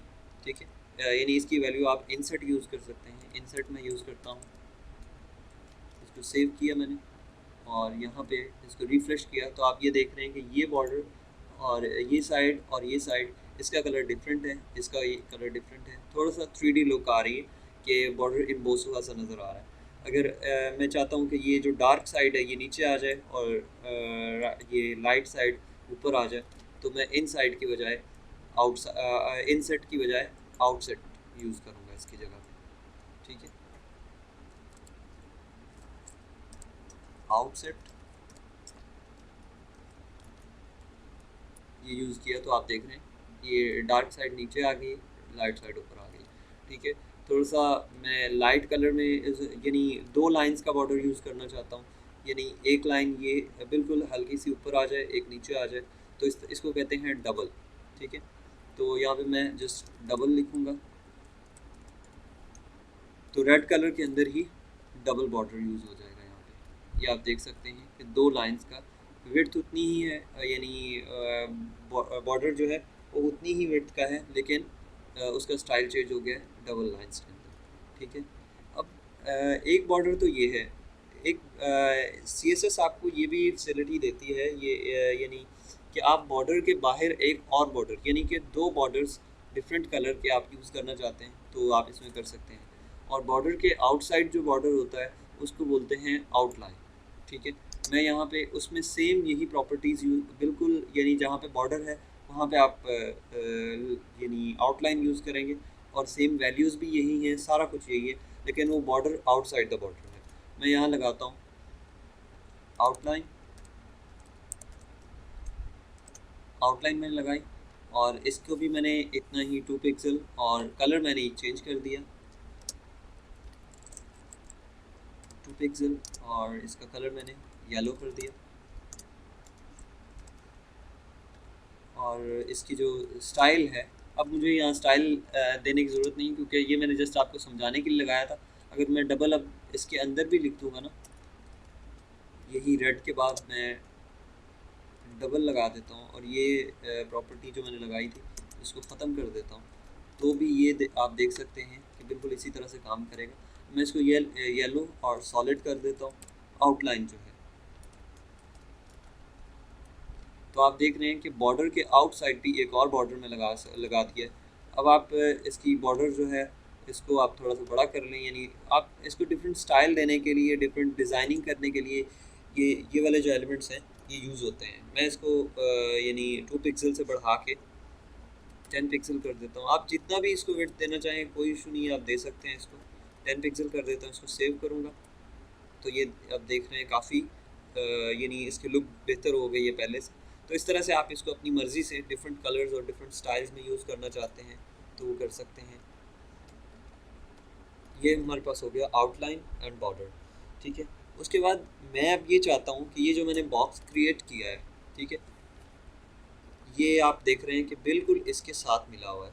ठीक है, यानी ये बॉक्स कहाँ पे आ रहा है, ये जो डिव है ये बिल्कुल ये आउटलाइन यानी पेज जहाँ से स्टार्ट हो रहा है वहाँ से मैं ये चाहता हूँ कि ये थोड़ा सा लेफ़्ट से इस तरफ को आ जाए, यहाँ पे आ जाए। तो इसको क्या चीज़ दूंगा, इसको मुझे थोड़ी सी यहाँ पे स्पेस देनी होगी। ठीक है, अच्छा मेरी आवाज़ सबको क्लियर आ रही है? क्योंकि मेरे पास थोड़े से सिग्नल वीक आ रहे हैं वैसे। कोई इशू तो नहीं आ रहा ना आवाज़ का?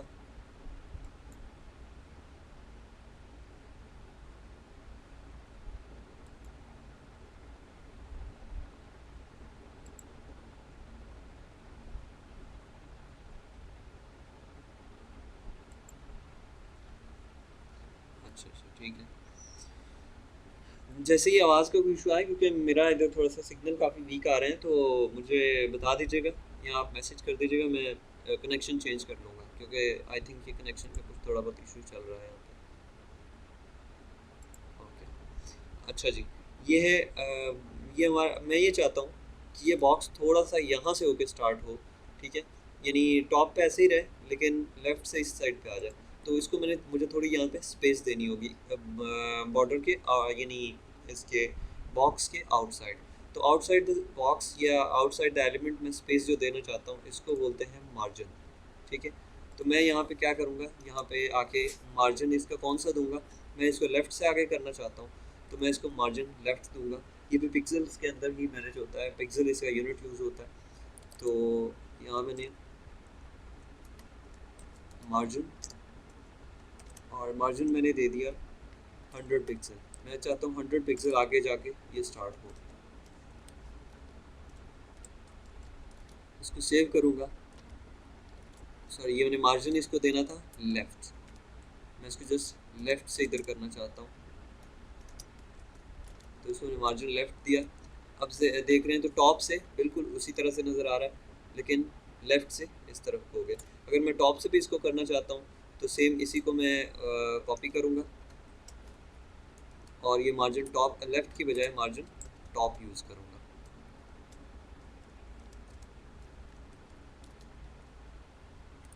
अब मैंने क्या किया, मार्जिन टॉप यूज़ किया, इसने क्या कर दिया, ये अब टॉप से भी 100 पिक्सल नीचे हो गया है और लेफ़्ट से भी इस तरफ को राइट वाली साइड पे थोड़ा सा यानी स्पेस इसको मिल गई है।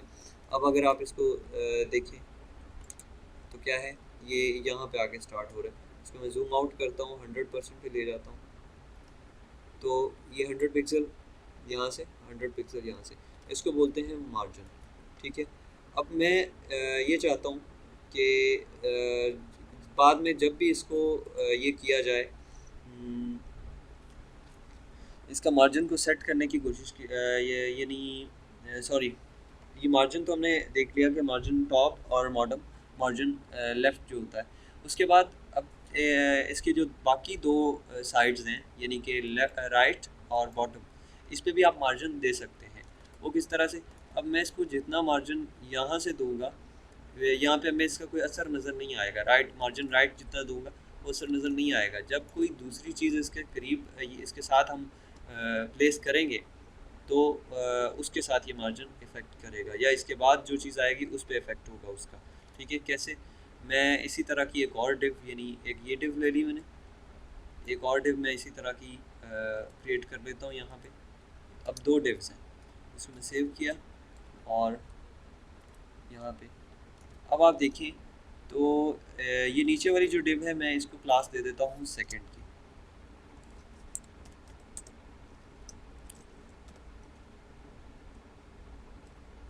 या बॉक्स 2 मैंने इसको नेम दे दिया, बॉक्स 2।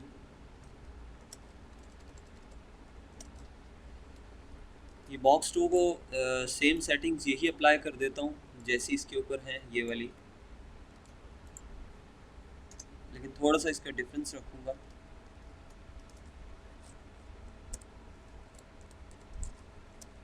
बॉक्स 2 यहाँ पे मैंने जस्ट मार्जिन दिया है टॉप से, मैं वो ख़त्म कर देता हूँ। बॉक्स 2 को टॉप से मार्जिन नहीं देता। ठीक है, इसको मैंने सेव किया और यहाँ रिफ्रेश करूँगा, यहाँ पे भी सेव करके इधर इसको रिफ्रेश करूँगा और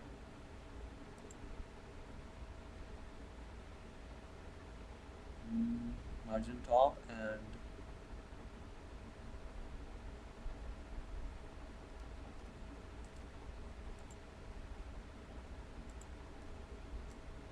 जी, ये यहाँ पे आके मैंने इसके साथ डिव भी लिखना पड़ेगा और यहाँ पे मैंने जो पहले वाली डिव है उसको एक क्लास दे दी बॉक्स 1 की। ठीक है, पहले वाली को क्लास मैंने दे दी बॉक्स 1 की, दूसरे को बॉक्स 2 की। बिल्कुल इसी तरह इसको यहाँ से मैं कॉपी कर लूँगा, ये बॉक्स 2 है और ये जो पहले वाली डिव है उसको मैंने बॉक्स 1 का नेम दे दिया। ठीक है, इसको क्लास दे दी बॉक्स 1। अब मैं इनको रिफ्रेश करता हूँ, ये आप देख सकते हैं कि ये दोनों एक बॉक्स है और उसके बाद ये नीचे वाले बॉक्स में मैंने मार्जिन टॉप नहीं दिया हुआ। ठीक है, थोड़ा सा एग्जांपल थोड़ा सा यहाँ से आपको समझाता हूँ।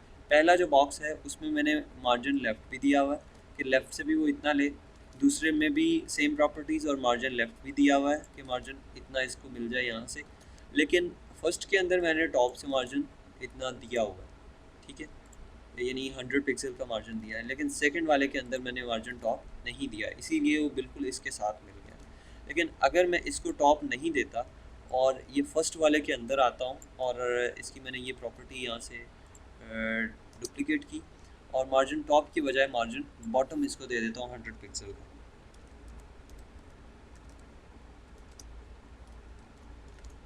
अब मैंने इसको ये टॉप वाला जो है इसको मार्जिन दिया है, मार्जिन बॉटम। तो अब हम इसका इंस्टीट्यूट इसका जो है इफ़ेक्ट वो यहाँ पे देखते हैं कि क्या आता है। ये उसने नीचे वाली जो डिव है, ये नीचे वाला बॉक्स है, उसको रिपेल कर दिया, उसको धकेल दिया है नीचे की तरफ, ठीक है, 100 पिक्सल। अब आप देख रहे हैं कि इसने टॉप से भी 100 पिक्सल ले लिए, इधर से भी और इधर से भी, ठीक है। अब अगर इसके यहाँ पे कोई एलिमेंट आएगा, ठीक है, डिस्प्ले इनलाइन करके मैं इसको ये वाले को यहाँ पे ले आता हूँ, ठीक है। ये इसका मैंने डिस्प्ले, ये हमने कल पढ़ी थी प्रॉपर्टी, इसीलिए मैं कह रहा हूँ जिनको यहाँ पे अगर ये डिस्प्ले की समझ नहीं आ रही, इट मीन्स उनको पिछला जो है वो करना, कवर करना बहुत ज़रूरी है। जिनके पिछले मिस हुए हुए हैं वो ज़रूर लेते रहें साथ साथ। और इंशाल्लाह हमारा तो टेस्ट भी आ रहा है, उसकी हम बाद में डिस्कस, अभी लेक्चर के बाद डिस्कस करते हैं। तो ये हमने देख लिया यहाँ पे कि डिस्प्ले हम यहाँ क्या करते हैं, इसका इनलाइन कर देते हैं और इनलाइन की बजाय डिस्प्ले इनलाइन ब्लॉक कर देते हैं।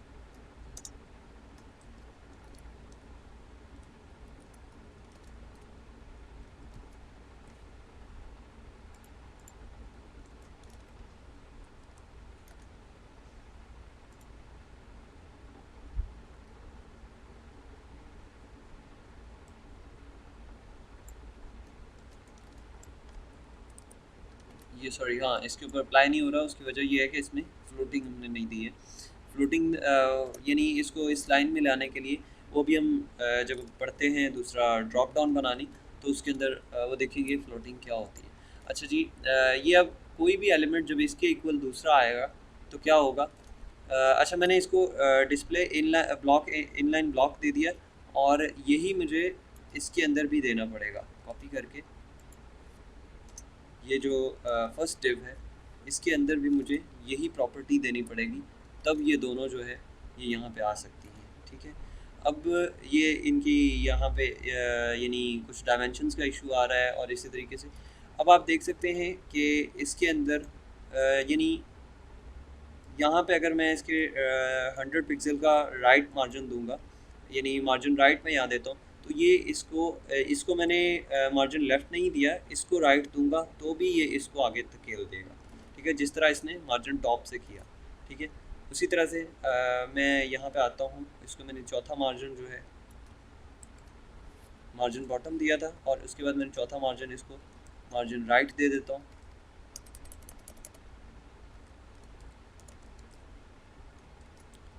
मार्जिन राइट देता हूँ तो ये क्या करेगा, ये अगले जो मैंने मार्जिन इस वाले को दिया है, ये वाले को, तो इसने अगले को आगे धकेल दिया 100 पिक्सल और, ठीक है। यानी मार्जिन टॉप और मार्जिन जो लेफ़्ट होता है उसका उसी डिव के ऊपर असर होता है, और मार्जिन लेफ़्ट और यानी मार्जिन राइट और मार्जिन बॉटम का उसके बाद आने वाले एलिमेंट्स जो होते हैं उन पे असर होता है। ये दो चीज़ें समझानी थी। इसमें ये चीज़ क्लियर है, किसी को कोई क्वेश्चन हो, छोटा सा क्वेश्चन भी है तो आप पूछें, ठीक है, क्योंकि ये बहुत इंपॉर्टेंट है। अगर मार्जिन की समझ नहीं आएगी तो पूरे वेब डिज़ाइन के पढ़ने का आपको कोई फ़ायदा नहीं है, क्योंकि ये पूरी आपकी वेब डिज़ाइनिंग के अंदर यूज़ होने वाली चीज़ है, सबसे ज़्यादा यूज़ होने वाली चीज़। जिसको कोई क्वेश्चन है वो यहाँ मैसेज कर दे यस लिख के।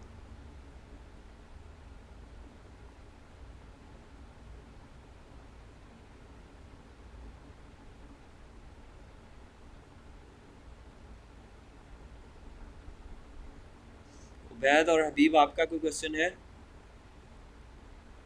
यूसुफ ने तो नो कर दिया।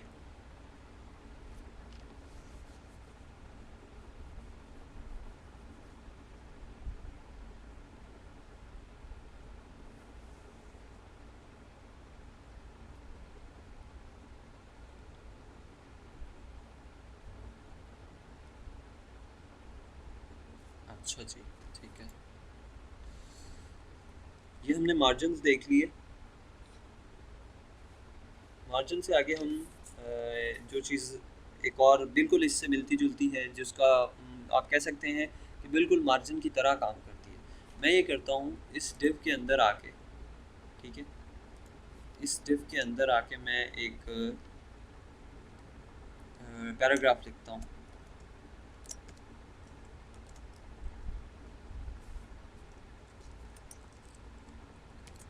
इसका मैंने इसके अंदर कुछ कुछ भी लिख दिया, इनसाइड पैराग्राफ।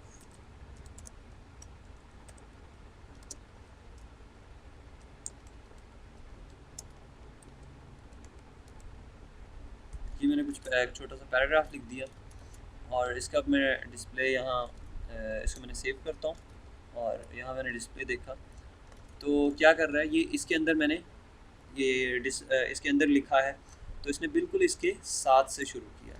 एक तो काम ये है कि मैं ये जो पैराग्राफ है इसको मार्जिन राइट यानी मार्जिन लेफ्ट दूँ तो ये थोड़ा सा आगे हो जाए, लेकिन ये इस तरह से नहीं यानी कुछ मुनासिब नहीं होगा कि अगर मैंने 10-15 पैराग्राफ लिखने हैं एक बॉक्स के अंदर, मसलन बॉडी के अंदर लिखने हैं या कहीं भी लिखने हैं, तो ये कोई अच्छी प्रैक्टिस नहीं है कि मैं बार बार हर पैराग्राफ को अलहदा से दे रहा हूँ या पैराग्राफ के ऊपर अप्लाई करूँ मार्जिन।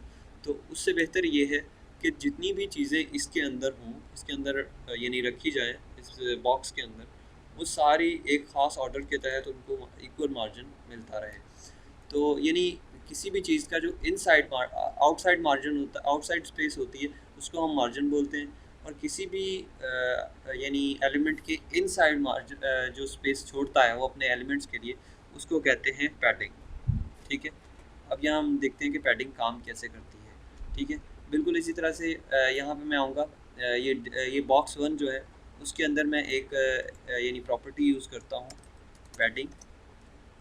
और यानी अब अच्छा सॉरी, ये हमने मार्जिन्स पढ़े, तो मैं जिस तरह हमने बॉर्डर पढ़ा था कि बॉर्डर में ये था कि अगर हम राइट यानी बॉर्डर के अंदर आप स्टाइल्स और उसकी डिफरेंट प्रॉपर्टीज़ आपको अलग-अलग नहीं यूज़ करना चाहते, एक ही प्रॉपर्टी के अंदर सारे यानी प्रॉपर्टीज़ को आपने मर्ज करना चाह रहे हैं, तो आप क्या करेंगे, जस्ट बॉर्डर लिखेंगे। बैकग्राउंड में भी इसी तरह किया, सारी प्रॉपर्टीज़ की एक ही प्रॉपर्टी हमने लिख दी। इस तरह मार्जिन 4 हैं, टॉप, बॉटम, लेफ़्ट और राइट।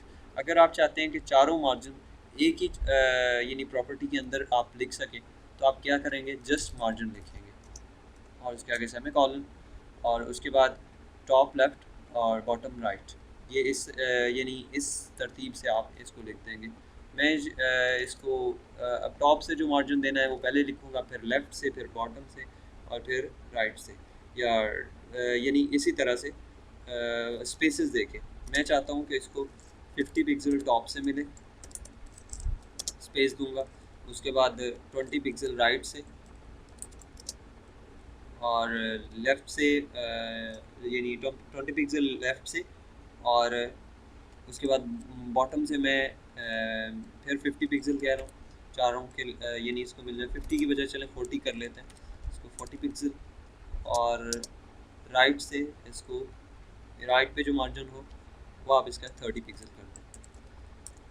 ये मैंने कर दिया। अब मुझे इस तरह से मैंने एक ही लाइन के अंदर लिख दिया, तो ये मेरी 4 प्रॉपर्टीज़ का काम ये एक ही प्रॉपर्टी कर जाएगी। इसको कॉपी सेव किया मैंने, और यहाँ जाके मैं इसको रिफ्रेश करता हूँ, तो आप मैं ये जो सेकंड डिव है ना, इसको मैंने यहाँ से ख़त्म कर देता हूँ, क्योंकि वो जिस मकसद के लिए हमने लगाई थी समझ आ गया आपको। उसके बाद ये अब एक ही है, इसके मैंने टॉप से जो मार्जिन दिया है वो दिया है मैंने 50 पिक्सल, ये टॉप से है।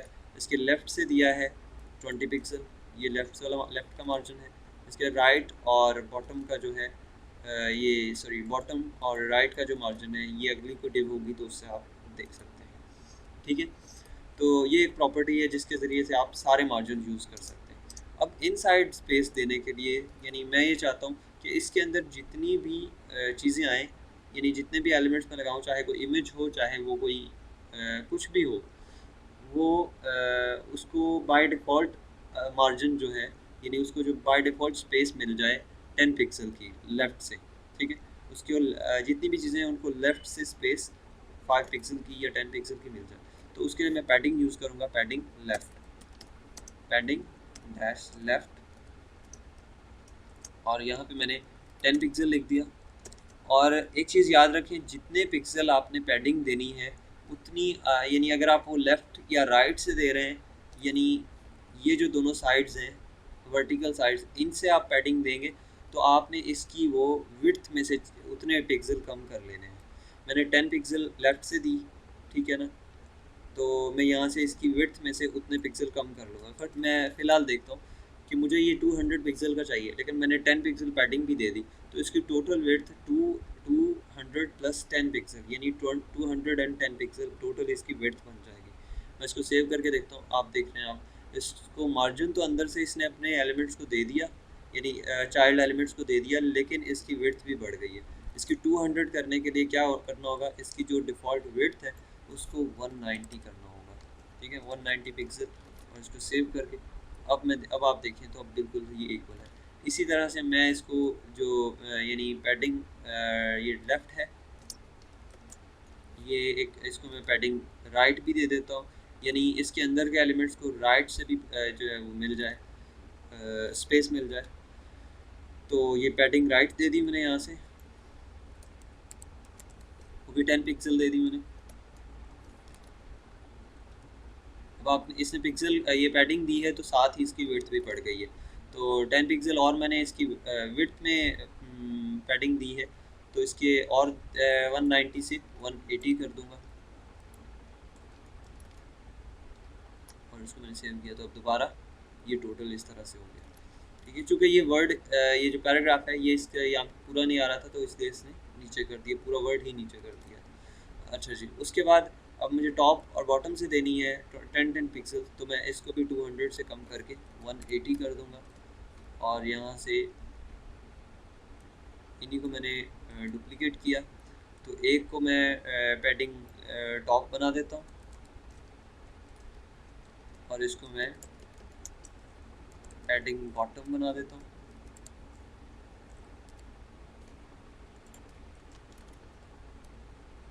ठीक हो गया, उसकी हाइट में कुछ फ़र्क नहीं पड़ा, जस्ट उसने इतनी टॉप से उसको पैडिंग दे दी है, यानी स्पेस दे दी है।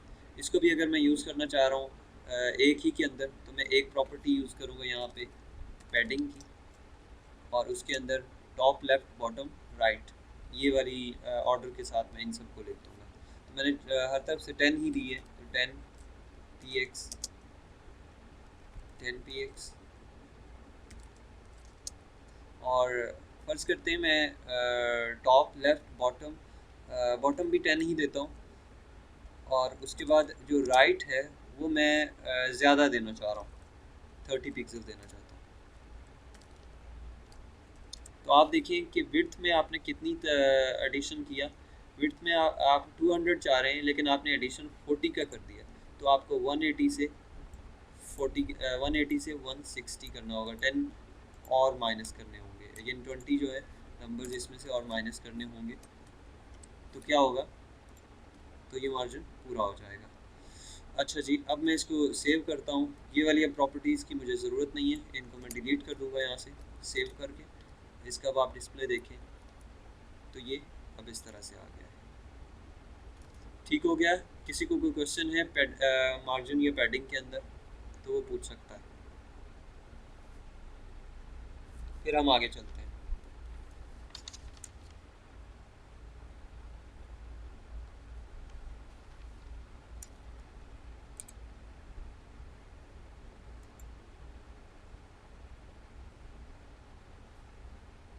चले जी, ठीक है। पैडिंग के अंदर लो क्या क्वेश्चन पूछा है, दोबारा पूछिएगा।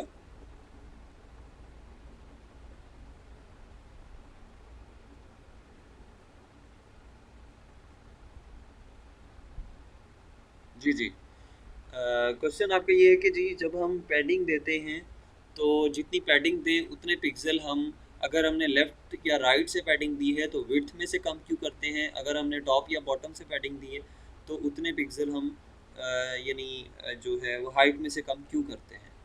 उसकी मैं आपको बता देता हूँ। वजह ये है कि जो पैडिंग होती है एक्चुअली वो विड्थ और हाइट ही कंसिडर की जाती है, ठीक है ना। मैं यहाँ पे बताता हूँ आपको कि बाय डिफ़ॉल्ट ये सेटिंग होती है कि जितनी विड्थ होगी, मतलब जो पैडिंग है वो एडिशनल मार्जिन होता है, उसकी अपनी विड्थ से एडिशनल मार्जिन होता है। मसलन इसका मतलब कुछ ये है, मैं यहाँ पे ड्रॉ कर लेता हूँ,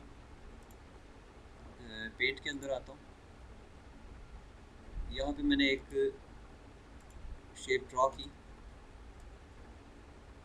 ये ठीक है। अब जो इसकी फ़र्ज़ करते हैं जो डायमेंशंस है ना, वो 200 पिक्सल बाय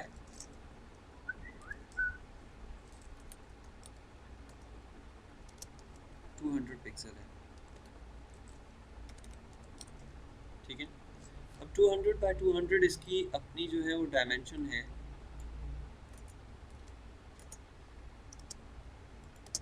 लेकिन अगर अब मैं कुछ इसमें इजाफी मार्जिन देने के लिए इसको कहूँगा, ठीक है, मैं चाह रहा हूँ कि इतनी जो जगह है, इतनी जगह ये लेफ़्ट से भी यानी दे दे अपने उसको, इसकी अपनी वेट तो इतनी ही रहे, 200 ही रहे, ठीक है ना। लेकिन उसके बावजूद ये अपने जो इसके अंदर एलिमेंट्स हों उनको 200 की ये मार्जिन दे दे, मतलब उनको स्पेस छोड़ता जाए, ठीक है ना, लेफ़्ट से यानी उनको राइट से भी, और इतनी ही जो है तकरीबन वो इधर से लेफ़्ट से भी।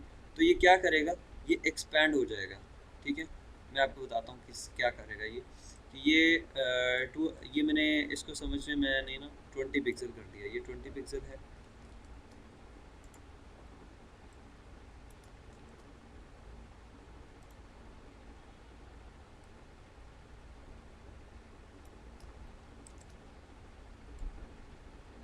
इसको मैं यहाँ ले जाता हूँ, ये 20 पिक्सल है। और ऐसा ही मैं बिल्कुल एक बॉक्स यहाँ इतना ही 20 पिक्सल में इस साइड से भी छोड़ना चाह रहा हूँ, ठीक है।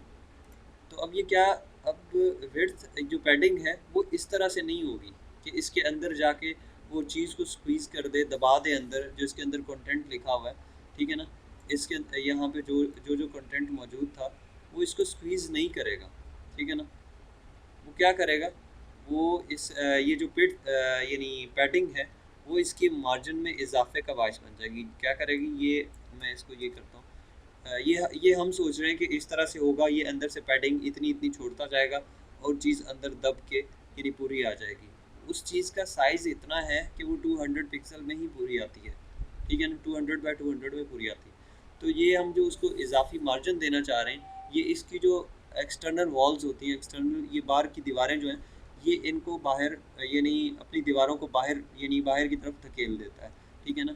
ये जब हमने ये अप्लाई की तो ये यहाँ जाके नहीं बैठेंगी, जो हमारी है पैडिंग, ये कहाँ जाके लग जाएंगी, ये एक्चुअली इसको धकेल के, ये वाली जो वॉल है इस वॉल को धकेल के ये कहाँ तक ले आएंगी, ये 200 पिक्सल बाहर की तरफ धकेल के लेके आ जाएंगे, ठीक है।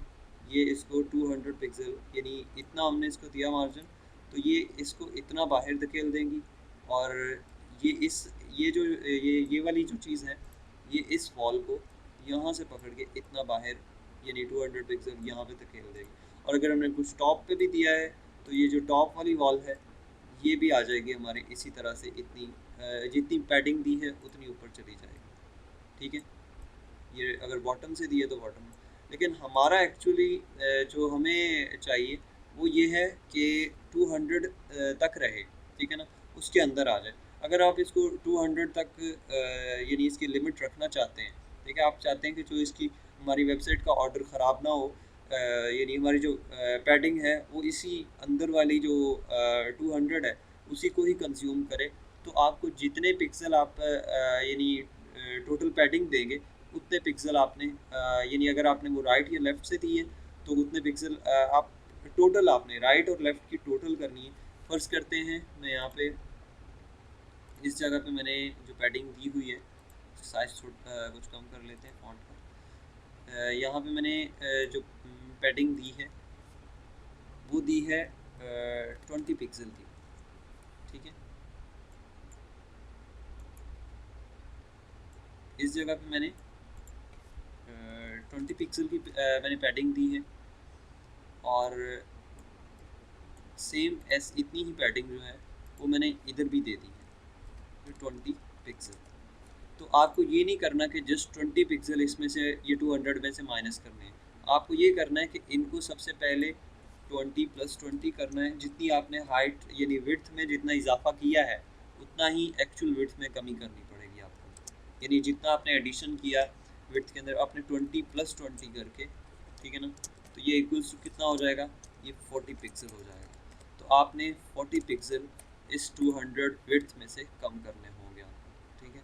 और इसी तरह से आपने अगर 10 पिक्सल टॉप से और 10 बॉटम से किए तो आपको 10 और 10 20 पिक्सल टोटल हाइट में से भी कम करने होंगे। क्लियर हो गया आपको?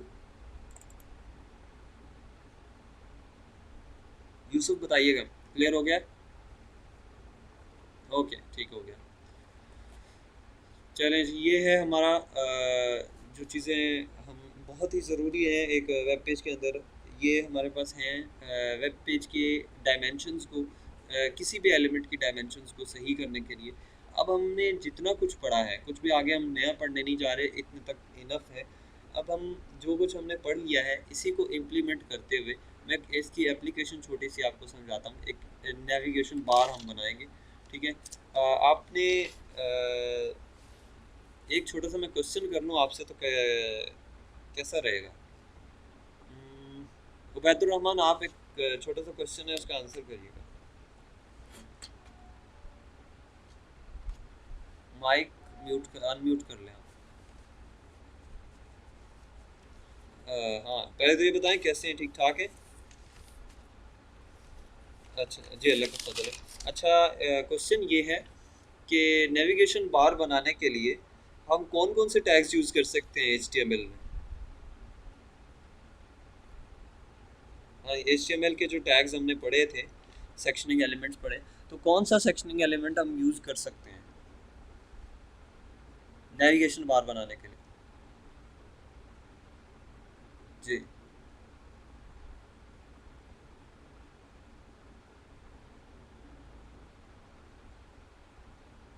जी जी जी, एक तो डिव हो गया, और इसके अलावा कोई है? नहीं, सेक्शन नहीं।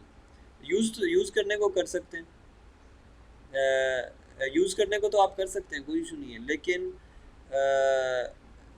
सेक्शन की जगह के पे जो एग्जैक्ट नेविगेशन के लिए यूज़ होता है वो कौन सा एलिमेंट है जो HTML5 ने इंट्रोड्यूस कराया है? हमने बिल्कुल लास्ट जो HTML का लेक्चर था उसमें पढ़े थे।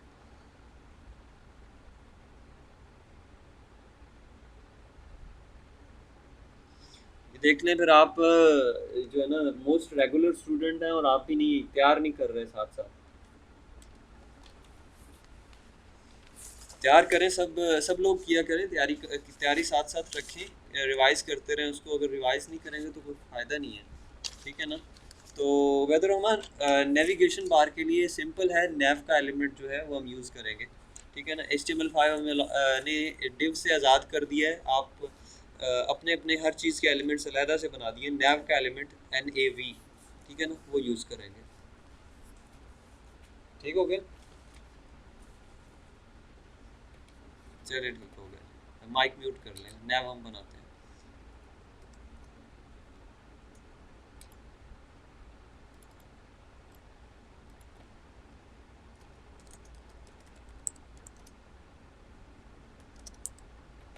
अच्छा जी, नैव के बनाने के लिए सबसे पहले हम इधर HTML में आएंगे। यहाँ पे एक ये div का जो टैग है, इससे पहले यहाँ पे मैंने एक नैव का एलिमेंट स्टार्ट किया, और इसी तरह से नैव का एलिमेंट मैंने यहाँ पे ये स्टैंडिंग टैग लगा दिया। अब इसके बीच में मुझे लिस्ट बनाने के लिए ना एक यानी जो मेन्यू बनाने के लिए, नेविगेशन बार बनाने के लिए एक लिस्ट की ज़रूरत है। ये मैंने आपको पहले भी बताया था कि हम लास्ट पे इसको पढ़ेंगे। तो ये जो UL हमने क्रिएट किया था ना, इसको मैं उठा के इसके अंदर रख लेता हूँ। यहाँ पे मैंने रख लिया इसको। ये मैं UL का जो एंडिंग टैग है इसको आगे कर लेता हूँ। ये सारे टैग्स इससे एक स्टेप आगे कर लूँगा क्योंकि इसके चाइल्ड हैं ना। तो ये हमारे पास अब नैव आ गया। नैव के सेक्शन के अंदर ये हमने एक यूएल लगाया है। ठीक है, ये यूएल क्या कर रहा है, एक लिस्ट हमें बना के दे रहा है, अनऑर्डर्ड लिस्ट। अनऑर्डर्ड लिस्ट में सबसे पहले इसका अब मैं यहाँ पे जाता हूँ और इधर जाके एक हम इसका देखते हैं डिस्प्ले।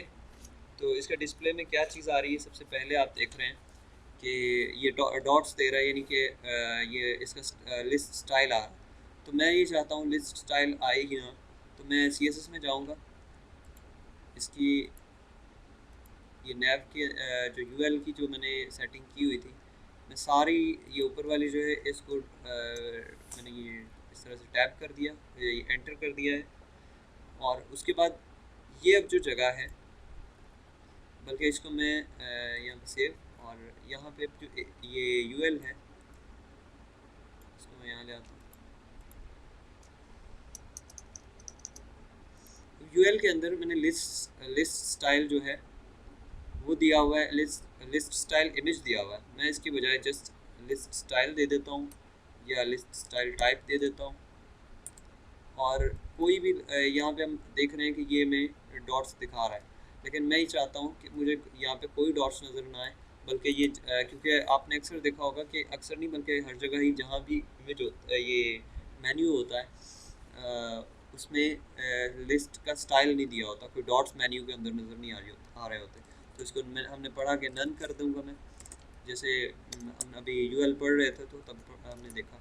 उसको मैं नन कर दूँगा तो क्या होगा, ये जस्ट वैसे ही हमें नज़र आ जाएगा। उसके बाद हम अब इसके अंदर एक चीज़ आपको बता दूँ कि नेस्टिंग क्या होती है। नेस्टिंग ये होती है कि ये हमने HTML में भी पढ़ा था कि एक एलिमेंट के अंदर दूसरा एलिमेंट बनाना, इसको बोलते हैं नेस्टिंग करना।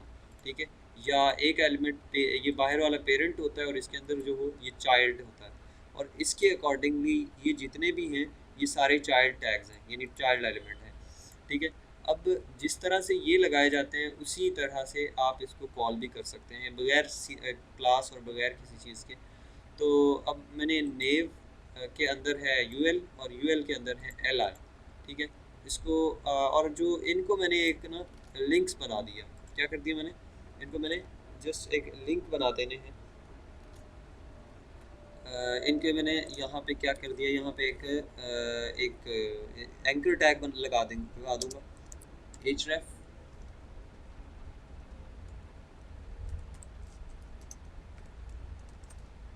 और एंकर टैग मैंने यहाँ क्लोज किया और इधर इधर आके इसका एंडिंग टैग लगा दूंगा। ठीक है, और यहाँ बीच में इसके href की जगह पे जस्ट एक हैश टैग लगा दूँगा, यानी हैश सिंबल लगा दूँगा। उसके बाद यहाँ भी मैंने पेस्ट कर दिया, इसको यहाँ भी पेस्ट कर दिया, इधर भी।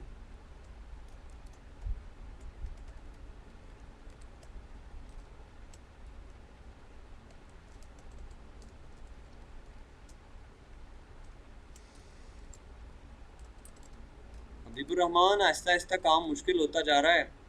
आप पिछले जो हैं क्योंकि अब कोडिंग का आगे सारा काम है, जितने कॉन्सेप्ट्स थे वो मैंने सारे डिलीवर कर दिए हैं। अब रोज़ की यहाँ पे कोडिंग ज़्यादा से ज़्यादा होगी, तो इसलिए आप जो पिछले हैं उनको कवर कर लें। जो आपके लाइट वगैरह की नज़र हो गया है ना, उनको आप डाउनलोड करें या जिस तरह से भी ऑनलाइन उनको आप साथ साथ देखते जाएँ। आपके पास 2 दिन हैं।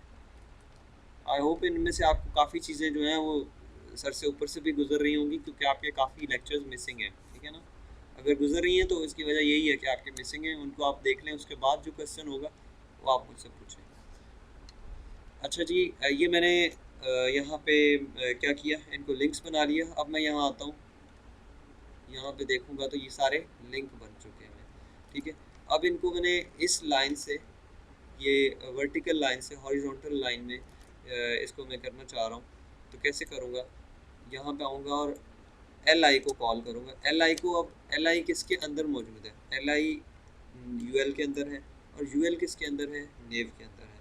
तो नेव फिर यूएल और फिर एल आई। तो अब आपको मैं तरीका बताता हूँ कि किस तरीके से आपने पेरेंट के रेफरेंस से चाइल्ड को कॉल करेंगे। सबसे पहले मैं यहाँ पे नेव लिखूँगा, उसके अंदर आगे स्पेस, फिर यूएल, फिर स्पेस, फिर एल आई, और उसके बाद ये पेरेंथेसिस। उसके अंदर ये अब इसका मतलब ये है कि अब जो भी मैं सेटिंग अप्लाई करूँगा वो नेव के अंदर जो यू एल है, फिर उसके अंदर जो एल आई है, उस पर अप्लाई होगी। कहीं और मैं यू एल और एल आई यूज़ करता हूँ तो वहाँ पे अप्लाई नहीं होगी। अब मैं यहाँ पे आके एल आई के ऊपर एक सेटिंग अप्लाई करता हूँ, फ्लोट।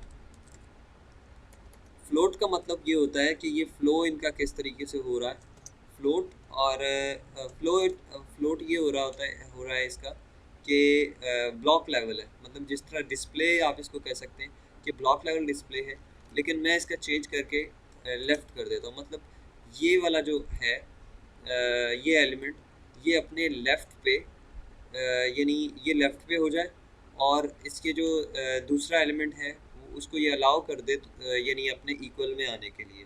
अब मैं इसको देखूंगा कि ये क्या करता है। मैं सारे को ये यानी ये अप्लाई करेंगे तो आपको सही समझ आएगी। इसको मैंने फ्लोट लेफ़्ट दे दिया, इसको सेमीकोलन, और यहाँ पे आके अब इसको देखता हूँ तो ये सारे एक लाइन के अंदर आ गए, होम, अबाउट, उसके बाद जो है सर्विसेज, कोर्सेज और कॉन्टैक्ट्स, ये अब एक लाइन के अंदर आ गए। अब मैं चाहता हूँ कि एक लाइन जो है एक जो एल आई है उसका हर एक एल आई को अपने लेफ़्ट से तकरीबन 10 पिक्सल का मार्जिन मिल जाए, और राइट पे भी वो 10 पिक्सल छोड़ दे। तो मैं एल आई को एक यानी पे मार्जिन दे देता हूँ। इसको यहाँ पे भी आप मार्जिन देना चाहें तो कोई इशू नहीं, आप दे सकते हैं। यानी इसको पैडिंग से अरेंज करना चाहें तो भी आप कर सकते हैं, ठीक है ना। लेकिन उससे यहाँ पे आप इसको मैं मार्जिन दे देता हूँ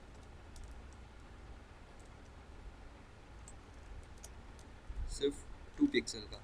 ये स्टार्ट में कर रहा हूँ, जब हम यानी इसको कंप्लीट कर लेंगे उसके बाद ये मार्जिन हम इसको रिमूव कर देंगे। फ़िलहाल इसको जिस इसलिए दिया है कि ये डिफ्रेंशिएट हो सके, ठीक है।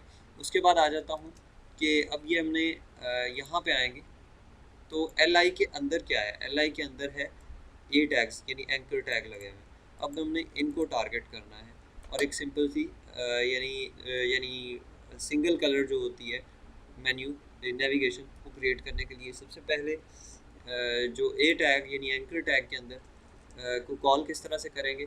सबसे पहले नेव, फिर स्पेस, उसके अंदर सेम यही चीज़ को आप यानी अगर कॉपी करके उसके आगे ए भी लिख दें तो भी काम करेगा ये देखें सेम, चूँकि हमने यही चीज़ ही लिखनी है यहाँ पे नेव के अंदर यू एल, फिर एल आई, फिर उसके बाद ए, और उस पर ये सेटिंग्स हमने अप्लाई कर देनी है। उस पर कौन सी सेटिंग अप्लाई करेंगे,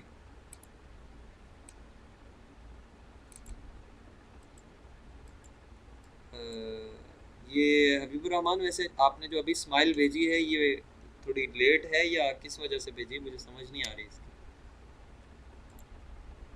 जो मैंने पहले बात की थी उसकी स्माइल तो नहीं आप भेज रहे हैं आप? अच्छा, ये जो एंकर टैग हैं, आपको पता है कि मैं ये चाहता हूँ कि इसके जो अंडरलाइन का ये जो है ये ख़त्म हो जाए, अंडरलाइन का इफेक्ट। तो उसको आपको पता है क्या करना पड़ता है, हमें टेक्स्ट डेकोरेशन ख़त्म करनी पड़ती है।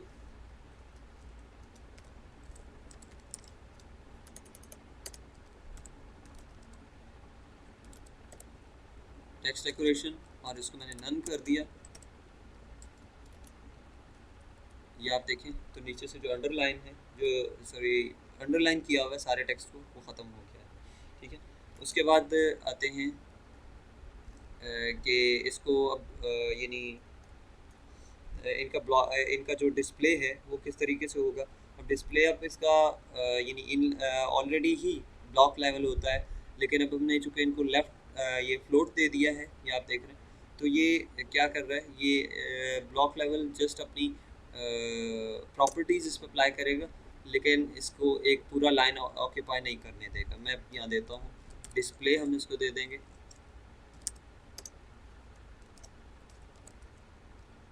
Block, display block.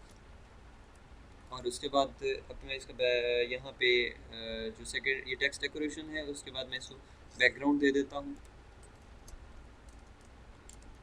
बैकग्राउंड मैंने इसको ग्रीन दे दिया।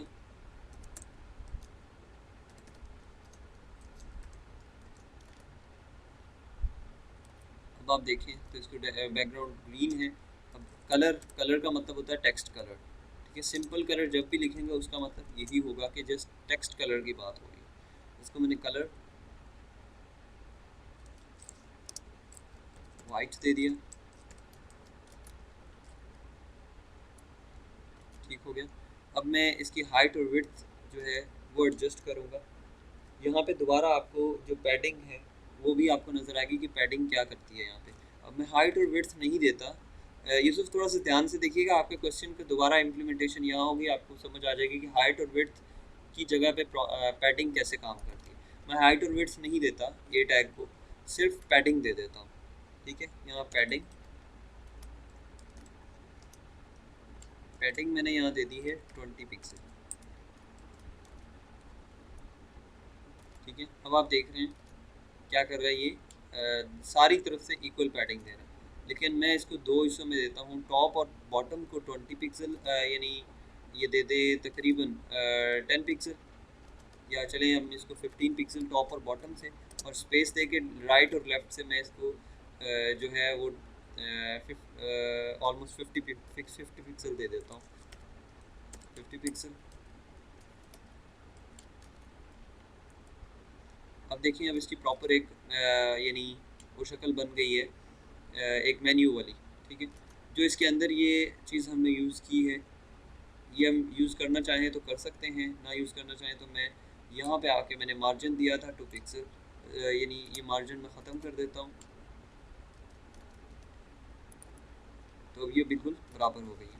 अब हमें क्या करना होगा कि इसी को, ये एंकर टैग जो है, इसी के अंदर हम एक बॉर्डर लगा देते हैं इसको।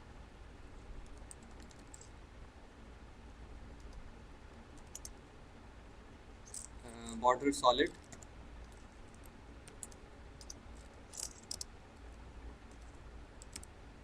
वाइट और 1 पिक्सल। इसका मतलब क्या है, हमने तीनों प्रॉपर्टीज़ एक ही के अंदर यूज़ कर दी हैं। स्टाइल पहले दिया है, फिर कलर दिया है, फिर विड्थ दी है बॉर्डर की। तो यहाँ पे आप देखें तो ये बिल्कुल पहले 2 पिक्सल का आ रहा था, लेकिन अब इसके आप बैकग्राउंड इसका लगा भी दें तो इसको हर तरफ से बॉर्डर नज़र आएगा इसका, ठीक है। ये हमारे पास एक नेविगेशन बार बन गई है कि नेविगेशन बार हमारे पास कंप्लीट हो गई। इसके बाद अब मैं ये चाहता हूँ कि मैं जब इस पे हाथ ये यानी माउस लेके जाऊँ तो इसका कलर चेंज हो जाए और टेक्स्ट कलर भी चेंज हो। तो हबीबुर रहमान, आपने CSS का पहला लेक्चर सुना था, सुना हुआ है रिकॉर्डेड या फिर लाइव? लाइव या रिकॉर्डेड आपने सुना है? माइक अनम्यूट कर लें हबीबुर रहमान।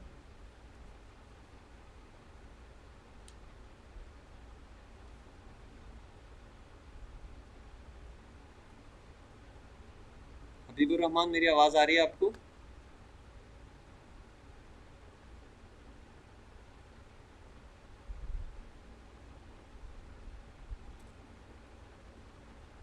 यूसुफ आप अनम्यूट कर लें माइक को।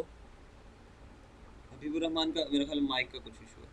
अच्छा ये बताएं कि हमने एक कुछ सूडो क्लासेस और सूडो एलिमेंट्स पढ़े थे, तो उसमें हमने एक ऐसी सूडो एलिमेंट पढ़ा था जिसमें हम माउस जब ऊपर लेके जाते थे तो कलर वगैरह चेंज कर सकते थे। कोई नाम याद है आपको, कौन सा था वो?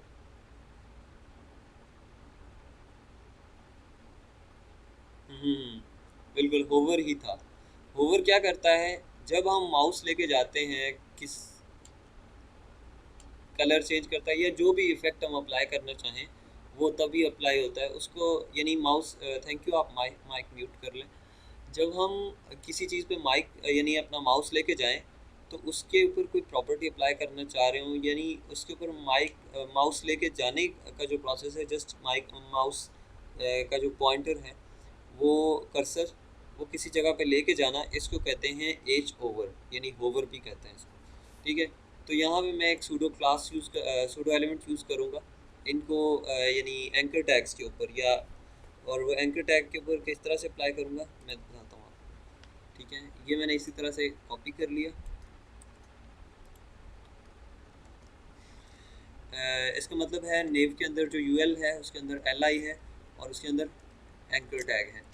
तो उसके ऊपर क्या कर दिया मैंने, होवर, यानी जब मैं एंकर टैग के ऊपर माउस लेके आऊँ, ठीक है, तो उस पर ये सेटिंग अप्लाई हो जाए, पैरेंथेसिस के अंदर आऊँगा, बाकी सब कुछ सेम रहे, उसका कलर और बैकग्राउंड कलर ये चेंज हो जाए। यहाँ मैं इसको पेस्ट कर लूँगा, उसका बैकग्राउंड कलर जो है वो ग्रीन हो जाए, या चलें वो ब्लैक हो जाए,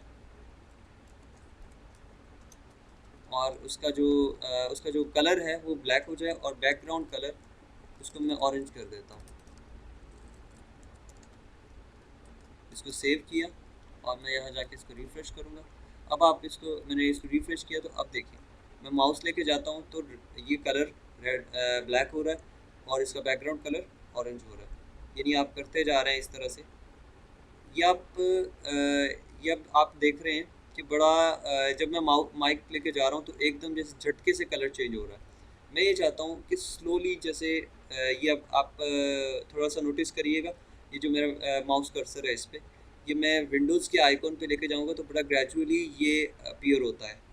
ये जो लाइट है ना, ये येलो, ग्रीन और रेड और ब्लू कलर जो विंडोज़ के आइकॉन का है, ये बड़ा ग्रेजुअली अप्लाई होता है, यानी कि चेंज होता है।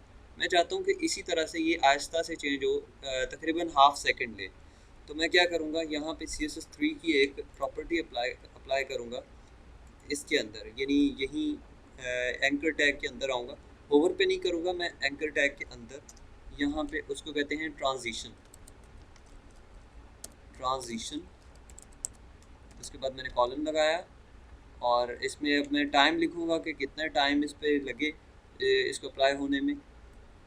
तो मैं चाहता हूँ 1 सेकेंड, तो 1S लिखूँगा, उसके बाद स्पेस दूँगा और ऑल लिख दूँगा। ऑल का मतलब ये है कि जितनी भी ट्रांजेक्शन इसके अंदर हो रही हैं, मतलब कलर चेंज हो रहा है, बैकग्राउंड कलर चेंज हो रहा है, वो सारी पे अप्लाई हो। तो मैं और यहाँ पे ऑल लिखूँगा, उसके बाद मैंने सेमीकोलन लगा दिया, उसको सेव करके अब मैं यहाँ जब रिफ्रेश करूँगा तो आप देखें तो ये बड़ा ग्रेजुअली कलर चेंज हो रहा है, बिल्कुल उसी तरह से जैसे ये विंडोज़ के जब मैं माउस लेके जाता हूँ बड़ा आहिस्ता से चेंज होता है। ऐसे ही ये आप 1 सेकेंड ले रहा है कलर चेंज होने में। इसको हम ये थोड़ा सा अगर जल्दी चेंज कराना चाह रहे हैं तो 0.5 या 0.5 लिख लूँगा सेकेंड, तो ये यानी हाफ सेकेंड के अंदर कलर चेंज हो जाएगा। ये आप देखें,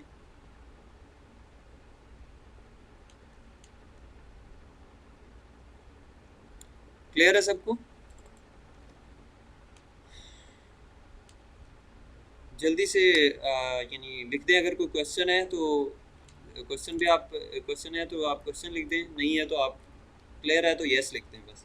और आपने इस लेक्चर को बार बार सुनना है, 2 बार या 1 बार अगर समझ आ जाए तो ठीक है, नहीं आता है तो इन प्रॉपर्टीज़ को बार बार आपने लिख के प्रैक्टिस करना है। ये है कि पिछले जो लेक्चर्स हैं जिनकी आपको कुछ थोड़ा सा भूल रहा है, उनका आपने दोबारा याद भी करना है। और आप ये जो लोग रिकॉर्डेड सुनेंगे उनके लिए भी और आपके लिए भी अनाउंसमेंट ये है कि आपका एक छोटा सा लेकिन एक काफ़ी कुछ आपका उसमें पता चल जाएगा कि किस हद तक आपको समझ आई। समझ तो ठीक है आई, लेकिन किस हद तक आप याद कर रहे हैं। इस चीज़ के असेसमेंट के लिए आपका एक छोटा सा असेसमेंट टेस्ट होगा मंडे को, तो वो अनाउंस कर दिया जाएगा कि आपका लेक्चर से पहले होगा या बाद में होगा, वो भी डिसाइड करके उसको भी अनाउंस कर देंगे हम, ठीक है, ग्रुप के अंदर ही। तो इसके रेलेवेंट कोई क्वेश्चन बाद में भी हो तो आप ग्रुप में पोस्ट कर सकते हैं, तो उसका आंसर जल्दी कर दिया जाएगा, ठीक है।